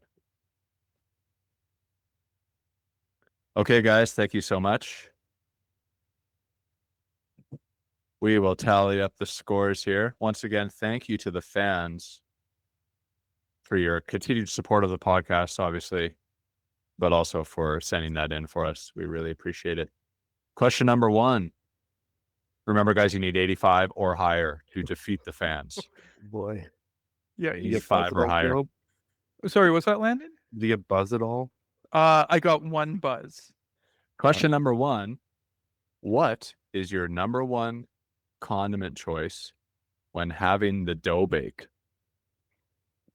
Landon said jam, aka jelly, which is tied for the number one choice with 8 points. Nice job, Landon. Kaleb said butter, which is tied for first with jam with 8 Oh, points. let's go. Big So time. 16 total points to start Was after Cheese question Whiz? 1. Did Cheese Whiz get any votes? Cheese Whiz did. They got 5 votes. Wow. Pretty good. Yeah. Raspberry jam, peanut butter.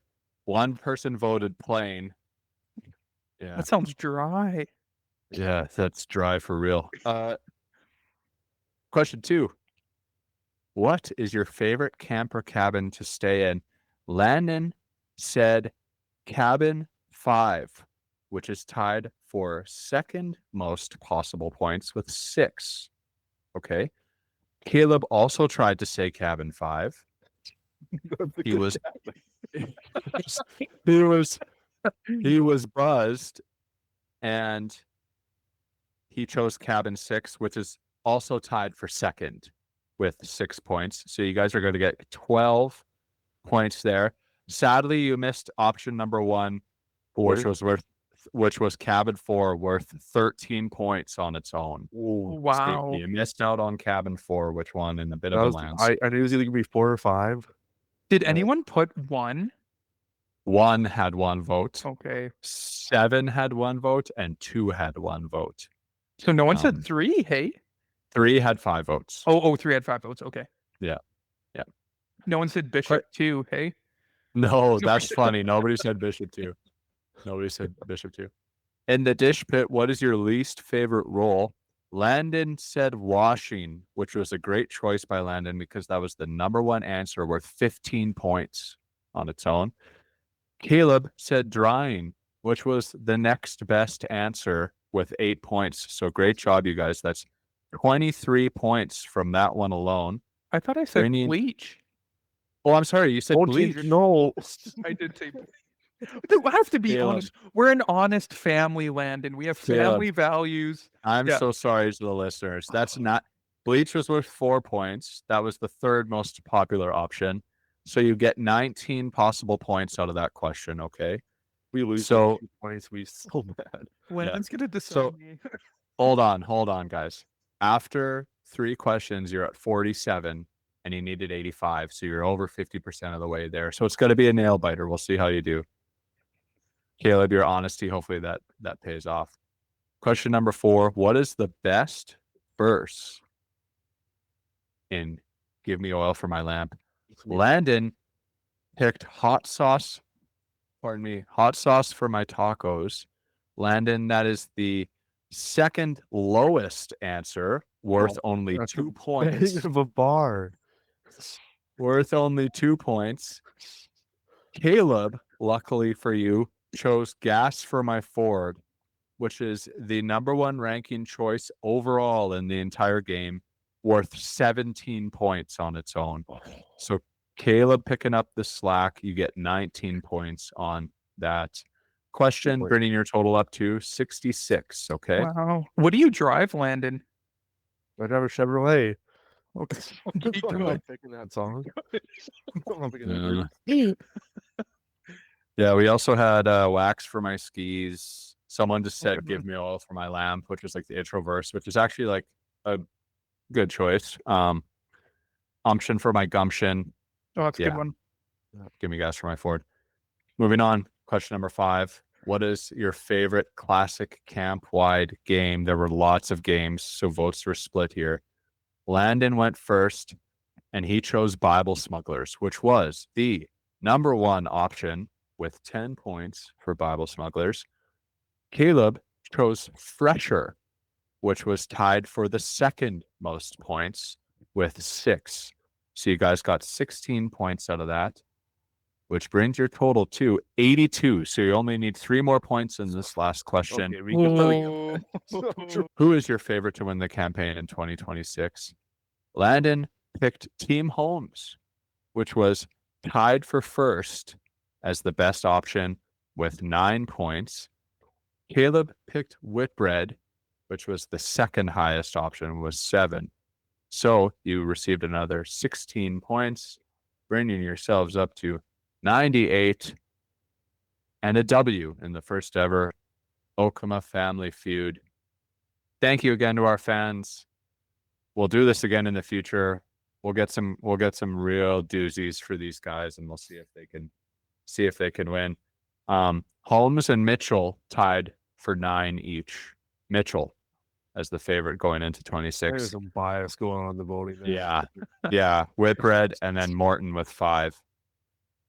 In the night game, there was lots of games that came up, or just games. Sorry, Acid Field, Dodo, Cabin Leader Hunt, Capture the Flag, Unfair Game, Life Size Dutch Blitz, Post Office. In the dish pit, drying, bleach, putting away, rinsing, watching helplessly. I thought that was funny.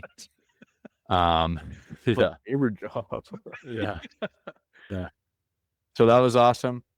And folks, we're going to go to a quick ad break here. Camp Okema has been a place where faith grows through friendship, fun, and the beauty of God's creation. And that impact continues because of supporters like you. Over 100 kids each year experience God in a real way at Camp Okema. And your donation helps keep that going. You can even set up a monthly giving. Think of it like a subscription, but instead of movies and music, you're helping this place we all care about so much. All donations are tax receivable, and it's quick and easy through Canada Helps. Visit campokema.com/donate today and be part of something amazing. Camp Okema. And we're back, Camp Okema podcast, episode 13, the 2025 Teen Camp recap episode. I'm here with Kaleb and Landon. Folks, we've got a special treat for you. Coming up in a moment, you're going to have 7 interviews from Teen Camp. Landon and I were there, as Landon refers to it, boots on the ground, interviewing a few folks. Lumpy, did you have fun doing that? I did. I liked it in person. It was nice, like, sitting down beside the person, getting to experience the rest of camp going on around you as you're doing it. Yeah, it was good. Yeah, awesome. Well, just a special thank you to Kaylee Gibson, Rachel Gibson, Anna Cherian, Colter Johnson, Kaylin Prytula, Leila Mitchell, Katrine Sinclair, and a special guest or a double guest at the end, Gladys and Ida. So I hope you guys all enjoy that. And without further ado, the Teen Camp interviews. Hello, everybody. Welcome back to the Camp Okema podcast. We got boots on the ground here at Teen Camp. I'm honored today to be joined by one of our long tenured campers. How about you introduce yourself? Hi, I'm Kaylee. How long have you been coming to camp, Kaylee? This is going to be my 9th year. It's awesome. And we've been keeping the people updated with our campaign post. Why don't you tell people what campaign team you're on and how your team's doing this year? Well, I dare to say I'm on Mitchell with the best team. And we're currently tied with Morton. For which place? Second. Would you like to remind the people what team is in first as of right now?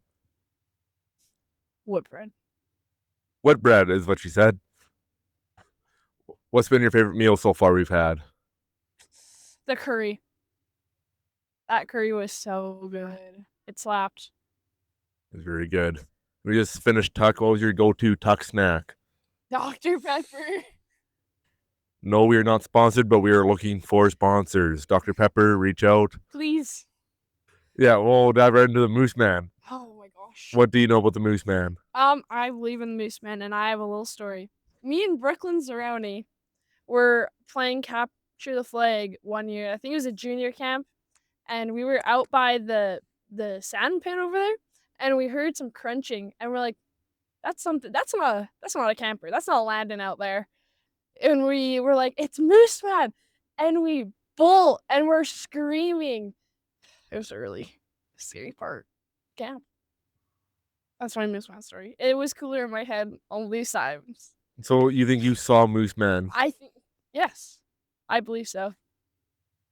Like, do you have an idea what he looked like? 6 feet, lumberjack fit with a axe, and then moose. But I don't believe he had hooves. Hands, not hooves. Sorry, Kaleb. Hands, not hooves. You heard it here first. Our first official witness to Moose Man claims he had a lumberjack-like figure, 6 foot tall, hands, not hooves. And he didn't bite people. That's an important distinction. There's been a lot of rumors going around camp this week about Moose Man biting people, and it's been put to rest right here, right now. So unless we get any other contradicting reports, our first witness, longtime camper, Kaylee Gibson. Yeah. Thanks for being on, Kaylee. Thanks for having me. Yeah. Welcome back, Camp Okema podcast. My name is Jesse, and we are here live at Teen Camp 2025. I'm here with a very special guest. Would you like to introduce yourself? I'm Kaylin Prytula. And this is year 11, I think, at camp. So, long time. Yeah, and is it 3 now at Teen Camp? This is 3, yeah. Awesome. 22 was skipped. 22 is skipped. Okay. Well, the campaign is ongoing this week. Would you like to tell the fans at home which team you play for? Whitbread. Whitbread. Whitbread with the early lead, actually. Sniped all three highest points. So far, yeah. Yeah. So going into tonight, they're in the lead. So for the fans at home, Whitbread is leading right now. All right. Well, let's talk about some stuff that's gone on at camp so far. How about we talk about the night game? How did that go for you? Night game was good. It was Mission Impossible. Got a couple of strikes, they're gone, but I decided that it would be better to bushwhack than to get caught over and over. And I managed to come across Lanny's hiding spot. I thought it was sneaky. Apparently it was not. Lanny's smiling behind the camera. I was in the bush, and I'm pretty sure he knew I was there the whole time. Then he started whistling. So I started whistling back. Don't know what came from that. Didn't get caught. I stayed there. I found some plywood. I took a little nap. I laid down. It was pretty chill. So how long do you think you were, like, realistically, how long were you just prone on the ground? in I the was woods? laying down on that plywood for like probably 5 minutes. Okay. And then he would stop moving, so I'd get up. And then I'd listen. I thought he was gone. He wasn't gone. Yeah. He played the long game, longer than I did. I was going to say a bit of cat and mouse. I think it's funny that you whistled back, like giving away your position, but you didn't get caught. So He kind of, campers, Mission Impossible, don't whistle back when there's whistle. You're giving yourself away. But hey, you survived to tell the tale. So how about the week so far? What about your favorite meal that we've had? curry. Curry's a great new addition to the camp meal roster, I think. Mm-hmm. It was Um, fantastic. Last year was a bit spicy. This year it was really good. A little salty, Is to be it? honest. Well, I think you have a story about a game called What Are the Odds? And you lost. So what did you have to do? Me and Elise played What Are the Odds? I lost. We did 7-7. The bet was a tablespoon of salt down the hatch. And I did it. And it was not pleasant. It was okay for a little bit. My heart rate while I was sitting was 110. And then I got up and I felt okay. It was about 5 minutes after I just went outside and nerfed. It was awesome. It was awesome. The look on her face, the stages of grief as she went through. I was like there was, low-key shaking. there was like a moment where it looked like you were going to cry, then you were happy, then you were angry, and then you were outside. It was awesome. It was awesome. The fresh air felt nice after that, though. Low-key, I can feel my muscles still withering. All right. Well, correct me if I'm wrong. Last team camp this week. A few days left. Any last, like, maybe predictions or things you hope to see happen before we wrap it up? That's two very different things, Jesse. Predictions? Whitbread's gonna tank. Oh. I don't have a lot of faith. I've never. I believe in us, but I do think we're gonna tank. What I want to happen is I want us to keep winning, and I think if we keep our heads in the game, that we could probably pull through. I believe in you guys. I have been recorded on this podcast saying that Whitbread was my last pick, but you've definitely turned some heads this week. So I was gonna quizzle you on that. yeah, I'm not here to apologize. I'm not here to apologize. I'm just saying that I have been incorrect thus far, and you've done very well. Thank you, Jesse. It's great work. Kaylin, thank you so much for joining us. I hope this was fun. Maybe we'll do a big episode in the future, okay? Enjoy the rest of the week. Hey guys, we're back. We're doing with a long time former camper, now cabin leader. Want to tell people your name? Sure, yeah. Hi, everyone. It's Anna Charian. Yeah. I've been at camp for 13 years, I think. Yeah, and this is my 15 camp. 15 camp. This is your first time cabin leading? First time cabin leading, yeah. Been a blast. Been fun to be on the other side, see the staff version of it. Yeah, good to be here. Any troublemakers in your cabin, or are they all pretty good? No, they're all great. Love my girlies. Great. Yeah. No bad campers here at Camp Okema. No, None at all. Now, we have to ask you some divisive questions. Okay. Cheese whiz on your dough bake. Absolutely not. It's a crime, truly. That's all I have to say about If it. you're watching this and you love cheese whiz, I'm sorry. Yeah. What about cheese whiz anywhere else? You know, like growing up, I had cheese with sandwiches as like just kind of like, you know, just kind of last minute lunches. But yeah, no, not on dough bake. Like if you're not doing like just like butter and then a little bit of jam when it's like not fully cooked, but you've kind of just messed it up and it's like burned on the outside and still raw in the middle. Like, yeah, no, there's no cheese whiz. The only way to save like charcoal taste is with jam. Absolutely. Would you even consider trying it? No. And like Joel put cheese whiz and jam on his bannock this week because we, couldn't do dough bake and that hurt. Like I think there's a cookum somewhere crying. I'm not going to chirp that. Joel convinced me to try that. I tried it. It was actually very good. No. So if you're looking for good food, weird food combinations, go to Joel Sinclair. He has you. No. Absolutely not. He did ranch and mac and cheese today. That one was rough too. It's just not good. I take it wouldn't back. I wouldn't trust his opinion. I take what I just said back. Yeah. Hey, he might have just got lucky the one time. Okay. Yeah. Oh, yeah, no. No cheese whiz.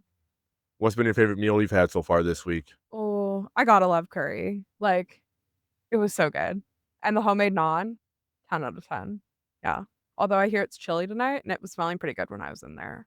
So, never know. And what are your thoughts on the Moose Man? My thoughts on the Moose Man. I think we've seen some pretty incredible lore come out in these skits. Like the Romeo and Juliet one. It was good. It was very good. But you haven't seen Cabin 2's rendition yet. So I don't feel like I can spoil the entirety of what we're going to bring. But those girls got some good imagination. And I think it might be the most plausible thing. Like, no hate to Kaleb, but it's a lot better than a vampire eating, I don't know, whatever that was. Of a moose. Of a moose, yes. All right. We'll cut it short here. Bell's going. Thanks for joining us, Anna. Yeah, thanks for having me. Welcome back, Camp Okema podcast. We're here live, Teen Camp 2025. I'm here with my friend, the wonderful Rachel Gibson. How are you doing? I'm doing pretty good today, Jesse. That's awesome. Thanks so much for sitting down and visiting with us. Can you give me like a quick rundown? What's been going on this week? What's maybe been a highlight? A highlight for sure is definitely the campaign. I love it every year, and I'm loving my team so far. That's awesome. I love your team too. Would you care to tell the viewers at home which team you play for? I'm on Team Holmes, and Jesse is our mentor this week. That's what's up. We're going to win. It's going to be awesome. Hopefully. Yeah. Outside the campaign, we do lots of other fun stuff at Teen Camp. Maybe let's talk about the food so far, the meals. Has there been one that really stood out for you? The curry was really good, and the mac and cheese we had for lunch today was amazing. That's awesome. Shout out mac and cheese. We have to put some love out to Alex and Julia holding down the kitchen. They've done a great job. What cabin are you in? I'm in cabin 4 with some awesome girls. We're the kind of the senior cabin, and Melissa and Katrine are our cabin leaders this year. That's awesome. Have you had those two as cabin leaders before? No. Cool. So kind of like a new mix a little bit. Mhm. That's awesome. Yeah, and this is, correct me if I'm wrong, your 4th time at Teen Camp, right? Yeah. Very cool. So a little bittersweet, like graduation year, right? But you're able to come back one last time. Did you have any like big high hopes coming into this week? Just to really connect with my cabin and hopefully make a cake like we did a few years ago with the same girls, just to come full circle. Yeah, totally. Well, Rachel, you're just such an important part of what we do here, so it's awesome to have you on a lighter note, there's been a lot of Moose Man chatter this week. And I just want to know, like, kind of where you stand with the Moose Man. What are you feeling? Oh, he's definitely real, but I don't think I believe Kaleb's lore with the getting bit and turning into Moose Man. Moose Man is one man, Yeah. and he'll live on forever. Yeah. The biting thing, it's a load of crap. Yeah. Yeah. When I heard that on the podcast, I was like, this is lies. Yeah. It makes no sense. Kaleb, bro, like, what are you doing? What are you doing? Okay. Well, another quick hit here. We just had Tuck. When you're going over there and you're lined up, what are you hoping to grab? I always love to grab either a Coke or Dr. Pepper and then any chocolate bar. Oh, yeah? I need that chocolate. They had the Hershey's, like, cookies and cream in there. I saw. Did you have one of those? No, not a fan. Oh, okay. Oh, Henry? No, it'll kill Ivy. I forgot about that. Shout out to our friends with nut allergies. We love you. We love you. Okay, well, before we wrap it up here, we got a couple more days left of teen. Any predictions or hopes going into the last couple days?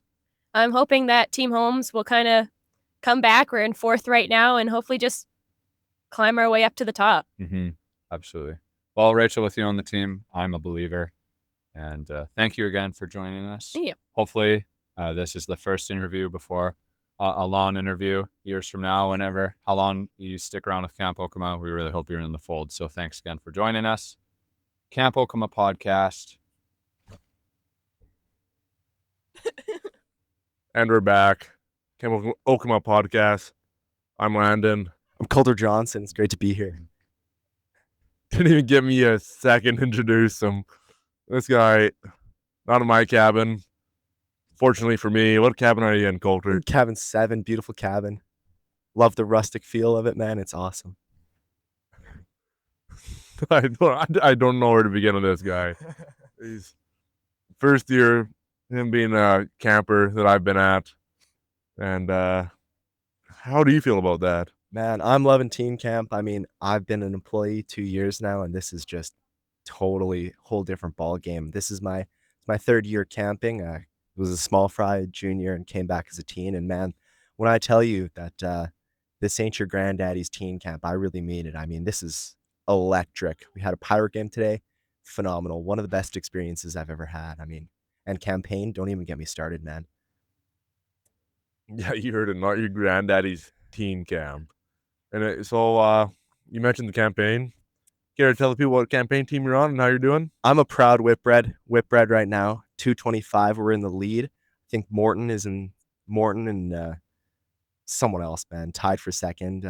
Doesn't matter, right? Doesn't matter. 125. I don't want to say doesn't matter because it does matter. I mean, campaign is really deep in my heart. I've been thinking about this for a long time. So yeah, I'm excited. Whipbread, great team, great people, rich history. Shout out the Whipreds. Shout out Amber Bloom, man. Mitchell Stevens, shout out. True that. Well, you have any predictions for the rest of the week here? We're coming off of a Wednesday now. Man, I've been listening to the pod, and Jesse comes up with these crazy stats. I mean, he's a real elephant of a mind there, and he says that Morton's won 80% of Wednesday nights. So I'm really scared about tonight. I think that Wednesday could be a bit of a massacre, but you know what? I think Morton, I don't know if they know there's blood in the water, and I'm really hoping that they don't sniff it out. I mean, I'm hoping for an easy Wednesday night, a nice whipbread Wednesday, and I think we'll take it from there. I'm just trying to play it by ear, take it minute by minute. Sounds like you got it all figured out here, Colter. We'll get some camp questions here. Got a lot of good food so far this week. What's been your favorite meal so far? Man, we had bannock one morning. Dude, that bannock was fantastic. Julie Reed in the kitchen. I think she's been making bannock probably 40 years, man. Like, she is fantastic. That was some of the best bannock I've ever had. I think Julie came out of the womb knowing how to make bannock. Phenomenal stuff. Shout out Julie in the kitchen. And what about tuck time? You can line up for tuck. What are you grabbing? I'm an A&W root beer kind of guy. We had root beer this week. It's been good, but Hershey's Almonds, one of my favorites. I love the way a good old Hershey's almond bar tastes. But yeah, root beer and a chocolate. I'm not a big Skittles guy. Fair enough. And we've been doing a lot of Moose Man talk also this week. Do you care to take us through your thoughts? All the hate in my heart to Kaleb. I mean, his story is bonkers, backwards. I applaud the cabin leader 15 years ago who told Kaleb that Mooseman was a vampire, because that is a comedic genius. I mean, like, honestly, I laughed, I cackled when I heard that Kaleb thinks that Mooseman is a vampire that bites people. Like, dude, my cabin leaders, Marcel and Chase, they told me it was a chainsaw accident. That's what I heard. That's the original Mooseman that I heard. Not this vampire Twilight nonsense. Like, come on, Jesse. Come on. No, Jesse. Come on, Kaleb. I apologize. You want to dive into this chainsaw accident? I've never heard this. This is all new. So, yeah, man, the first version I ever heard came, I think, out of the lips of Marcel. And I think he told me that it was a chainsaw accident. A lumberjack went out in the woods and had a little slip and fall, had a little accident with the chainsaw, and a moose came by and something happened. I think they got struck by lightning. They merged, and Mooseman, head of a moose. And I just want to make that clear. It's the head of a moose, body of a man. I always imagined kind of like a Nick Offerman looking guy. Head moose, real stud. But yeah, so chainsaw accident, lightning strike, something like that. And it's a little hazy. It was, 7 years ago, but This is starting to make sense. We had Kelly Gibson on. She says that she saw a lumberjack-like figure in the woods. yeah, I think that's a pretty common consensus. I think Mooseman is pretty much always considered a lumberjack. I think he's always been kind of a burlier guy. I don't know where the centaur stuff came in either. I've heard some talks of a centaur, and I just think that's ridiculous. Like, I can agree with that. You've been crushing the activity so far. You want to take us through your strategy of the last pirate game you just had? so pirates, man, famous thieves, famous crooks. So I really got into it. I think Jesse said it best. There's only one place to be this week. I got no other occupations, nothing like that. So I just realized he's wearing a Bucks jersey for Pirates. That's okay. So yeah, there's no place else to be this week, guys. So really, my advice is to just get into it, get into the theme. I stole a sword, and then I took out a British outpost, stole a gun, a cap gun, of course. And then I held up the map, man, because I noticed that there was a major choke point in Jesse where every single person needed to gamble with Jesse. So I figured, what's the way around this? I'm not going to wait in line like a bum. Who has the patience for that? So, I'm looking around and I see these Brits sitting there and they have guns. So I say, I'm going to hold them up. I'm going to take their gun. So I go over, I take their gun, and I walk up to Grant and I say, hey, Grant, give me a map. And he says, I'm not going to give you a map. Half off, 10 gold coins. And I say, how about this? So I take my cap gun, take a map, go, and I win the game. It's that simple. I cheated, I lied, I sold, I murdered, I plundered, and I succeeded. So really, it's the way of the pirate, man. Touche. This interview's gone on long enough. Golder, I'd like to thank you for coming on. I want to wish you luck for the rest of the competition, for the rest of the campaign, Thank you. for the rest of the week. Yeah, Thanks for joining us. This is the Camp Okema podcast. great to be on here, guys. Welcome back, everybody, to the Camp Okema podcast. It's Landon. It's Thursday. It's Camp Okema. It's misty out here. Yeah. If you want to introduce yourself, I'm running with a legend here among camp. This is I, me, Katrine Sinclair. 3-time Mission Impossible winner. 3-time Campaign Cup Team Mitchell winner. How can you get any better than that? What are you top? Very humble. Katrine Sinclair. Katrine, I was humble during my wins. right. I don't need to be humble anymore. Kat, how are you liking being back at camp? It's great. Definitely, it's second home. I'm sure that everyone can agree to that it's a very special place, close to the heart. How are you liking this weather at camp you got so far this week? I could really go without it.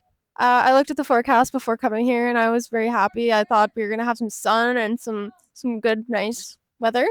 Not this. I could do without feeling a little wet and soaked every day. But we're making it work.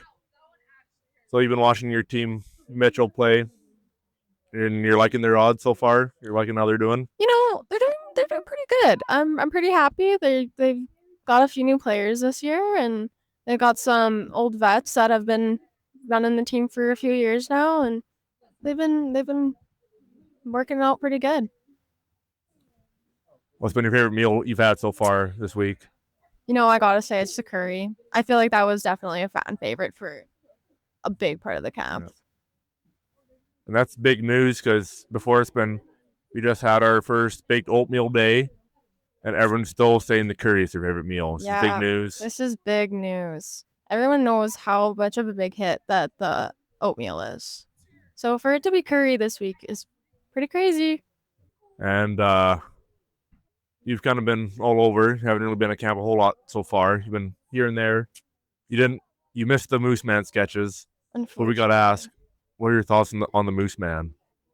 You know, Moose Man, I always heard the lore when I was a camper, but it was always cut out because everyone got too spooked before, it was just like everyone was always too scared of it, and we weren't allowed to tell the story. So I really was at the cutoff point of hearing about Moose Man. All I heard was don't sneak out of your cabin at night. Only the good and dirty details that you really need to know.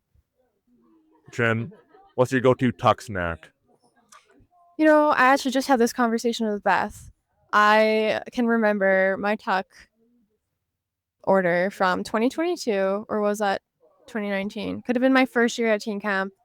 It was the caramel M&Ms and a Coke. And I don't think anything could ever beat that. And they've never had them since then. So, note to self, whoever runs tuck next year, get some caramel M&Ms, peanut M&Ms.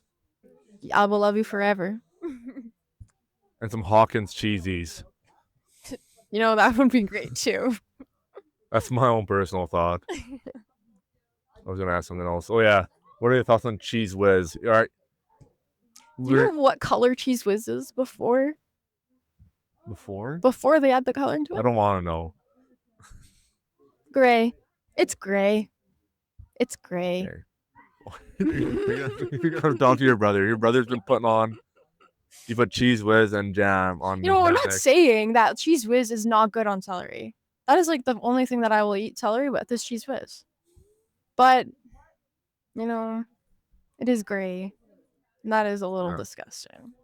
Well, they say don't look at how the sausage is made. That works with Cheese Whiz too. That is valid. Right. Unfortunately, I do see how sausage is made as well. So that is unfortunate. Right. Well, Katrine, do you have any predictions for the rest of the camp here these last 2 days?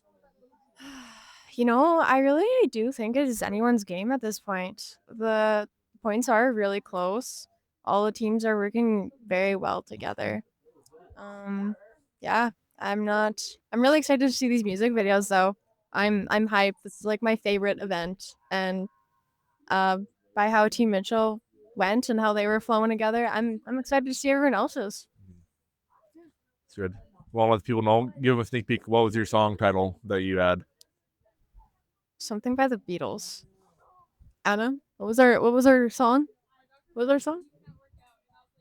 Can't Buy Me Love. Banger.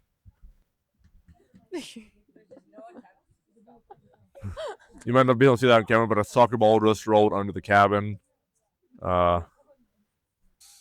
It's raining. But it's not stopping these kids from having fun. No. Enjoying every minute of it, Yeah. soaking it all in. Mm-hmm. All right, Kat. Thanks for hopping on. Thank you very much. Pleasure to have you here. We'll catch you guys later. See you later.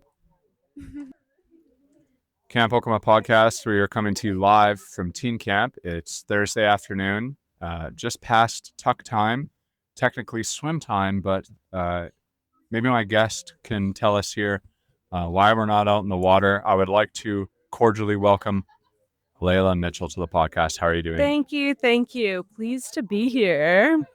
Well, it's not exactly the best day for the beach feels a little more like, I don't know, mid-October than Straight up. August. Not super warm. We're making it work. We're though. making it Yeah. work. We're making it work. People love hanging out on the deck and just chit-chatting. We're just chilling. Yeah, that's We be right. chilling. Leila, is there any way you could quickly recall how many teen camps you've been to at this point? Ooh, how many teen camps I've been to? I think my first year was after small camp. So my first year was 2015 then. Oh, wow. 2015. And I think I've been to all of them since then. I think I've been every year except for COVID. Mm-hmm. So then that would be 9 years? Yeah. 9 years. Wow. Wow. A veteran, a true veteran at this point. And you're back in your cabin leading this year. How's it going so Yeah. far? Oh, it's great. I love it. I mean, what's not to love? I get to be at Okema with people I love, doing things I love. That's awesome. And Yeah. I'm with you on that. That's cool. So how about your intro to Camp Okema? Just for the fans at home, how did you get connected to come out here? Oh, how did I get out here? Yeah. Oh, well, the first time that I came to camp, I was 2 months old, I think, Oh, wow. or 3 months old, maybe. Oh, wow. And I have been every year since, except for 1 year when I was 2 and COVID. So that's like 23 summers. Holy cow. Holy cow, the resume.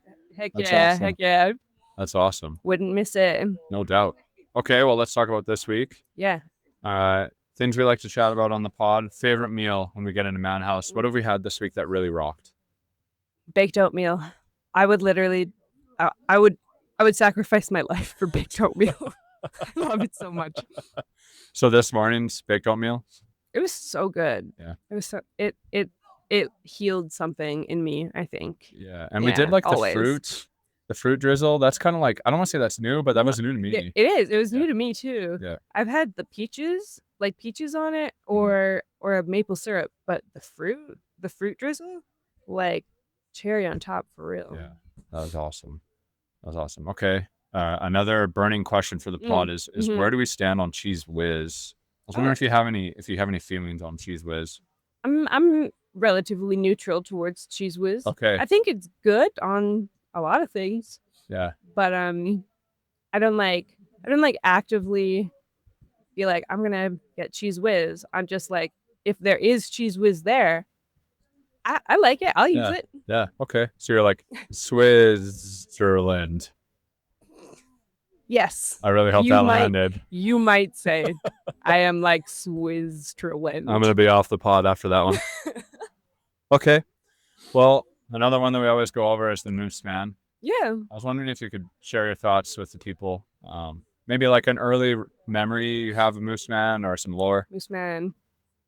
I mean, I've been hearing tales of him since I was, a little toddler, like before I was a small fry.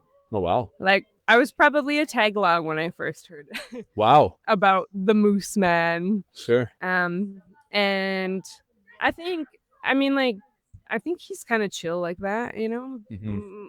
Sure, he might occasionally eat people or bite them or whatever. Oh, okay. I've heard a lot of different lore. Yeah. But like he has a valid reason. He has a valid reason. What is it? He's protecting his peace. Oh, okay. The campers be out there Yeah. interrupting his, I don't know, like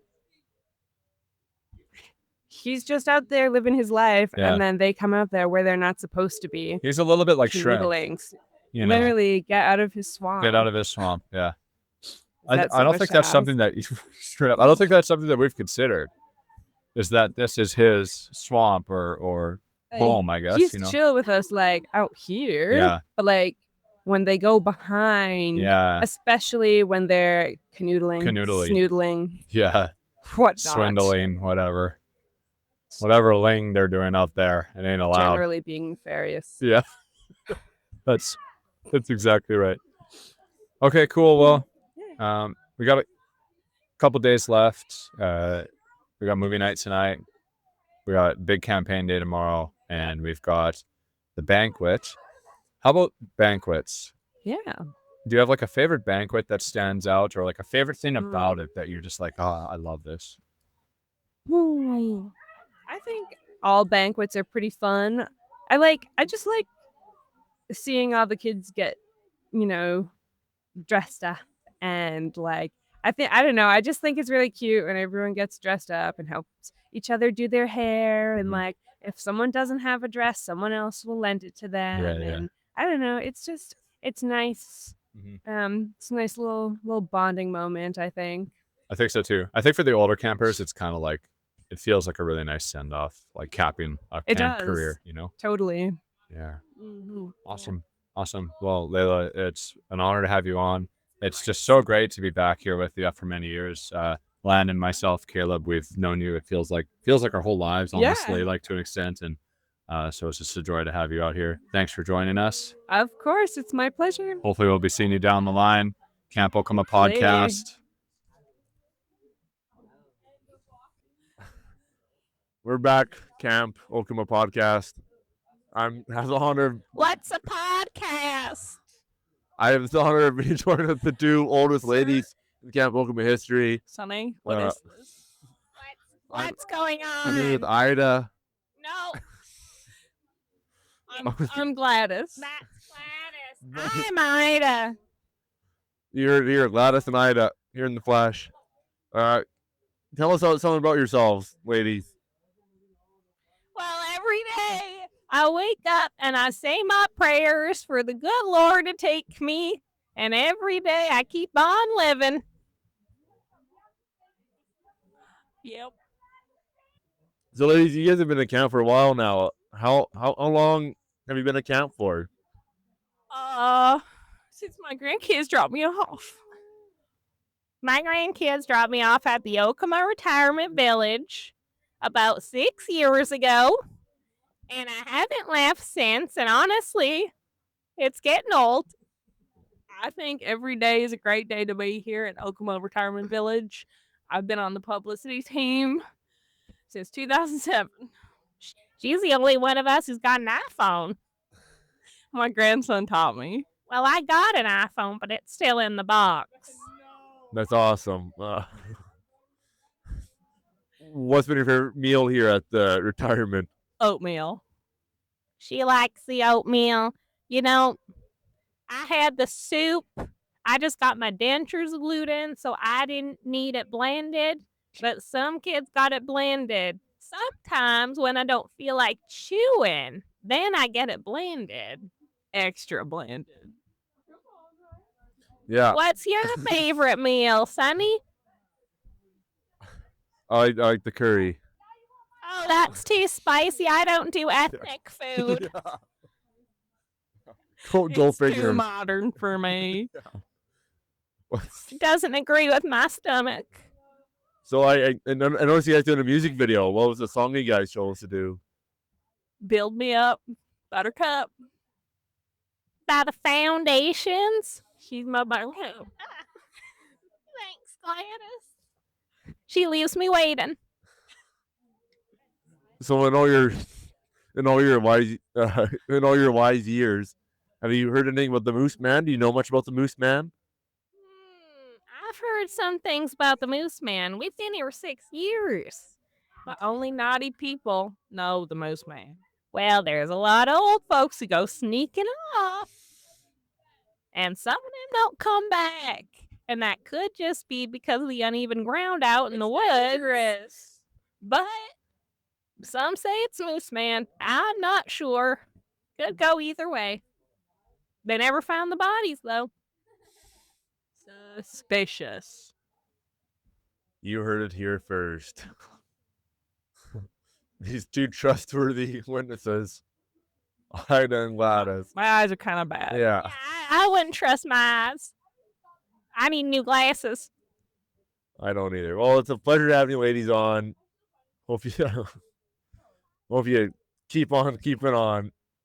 I got a microphone and you Yeah. gotta take this if I'm gonna. How does these things work? So is this for the radio? Yeah. So Does that it clip This in is my for hair? radio? Oh, Very- that looks quite nice. back to you. Wow, and we're back. Weren't those funny? Oh, what a show. That Gladys and Ida. They're trouble. Gladys and Ida, I hope you had the volume turned down on your device because they're just screaming into the You mic. should have put a warning on the. Yeah. Yeah, your phone is going to be giving you the volume must be turned down notification when Gladys and Ida come on list. And the Colter Johnson interview, he's a real character too. Yeah, you got to see what we're talking about with Colter when he's like that. Yeah, that's awesome. Okay, guys. Well, with that, we'll wrap this episode up. Coming up real quick, like we mentioned at the beginning of the episode, this next weekend is the Young Adults Retreat. Kaleb and I will be leading. Landon will be there just chilling. It's going to be awesome. Maybe if you're lucky, we'll do a couple of interviews at that too. Thank you, as always, to our listeners, best fans in the world. We love and appreciate all of you very much. And just a friendly reminder, if you're watching us on YouTube, please like the video. Please subscribe to the channel. If you'd like to follow us on social media, we've been absolutely destroying the meme game lately. Kaleb is just on a different tier with the memes. And you can catch those on Facebook and Instagram at Camp Okema Pod. If you prefer to listen to your podcasts, like you probably are right now, Spotify, Apple Music, the likes, you could check us out there. Big shout out, Kaleb and Landon. You guys are great. Thanks for doing this.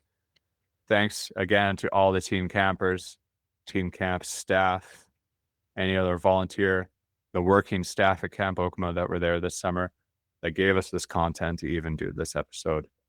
And to everybody that attended this summer, Camp Okema season is almost over. There's just the Young Adults Retreat left, and that'll be it for 2025.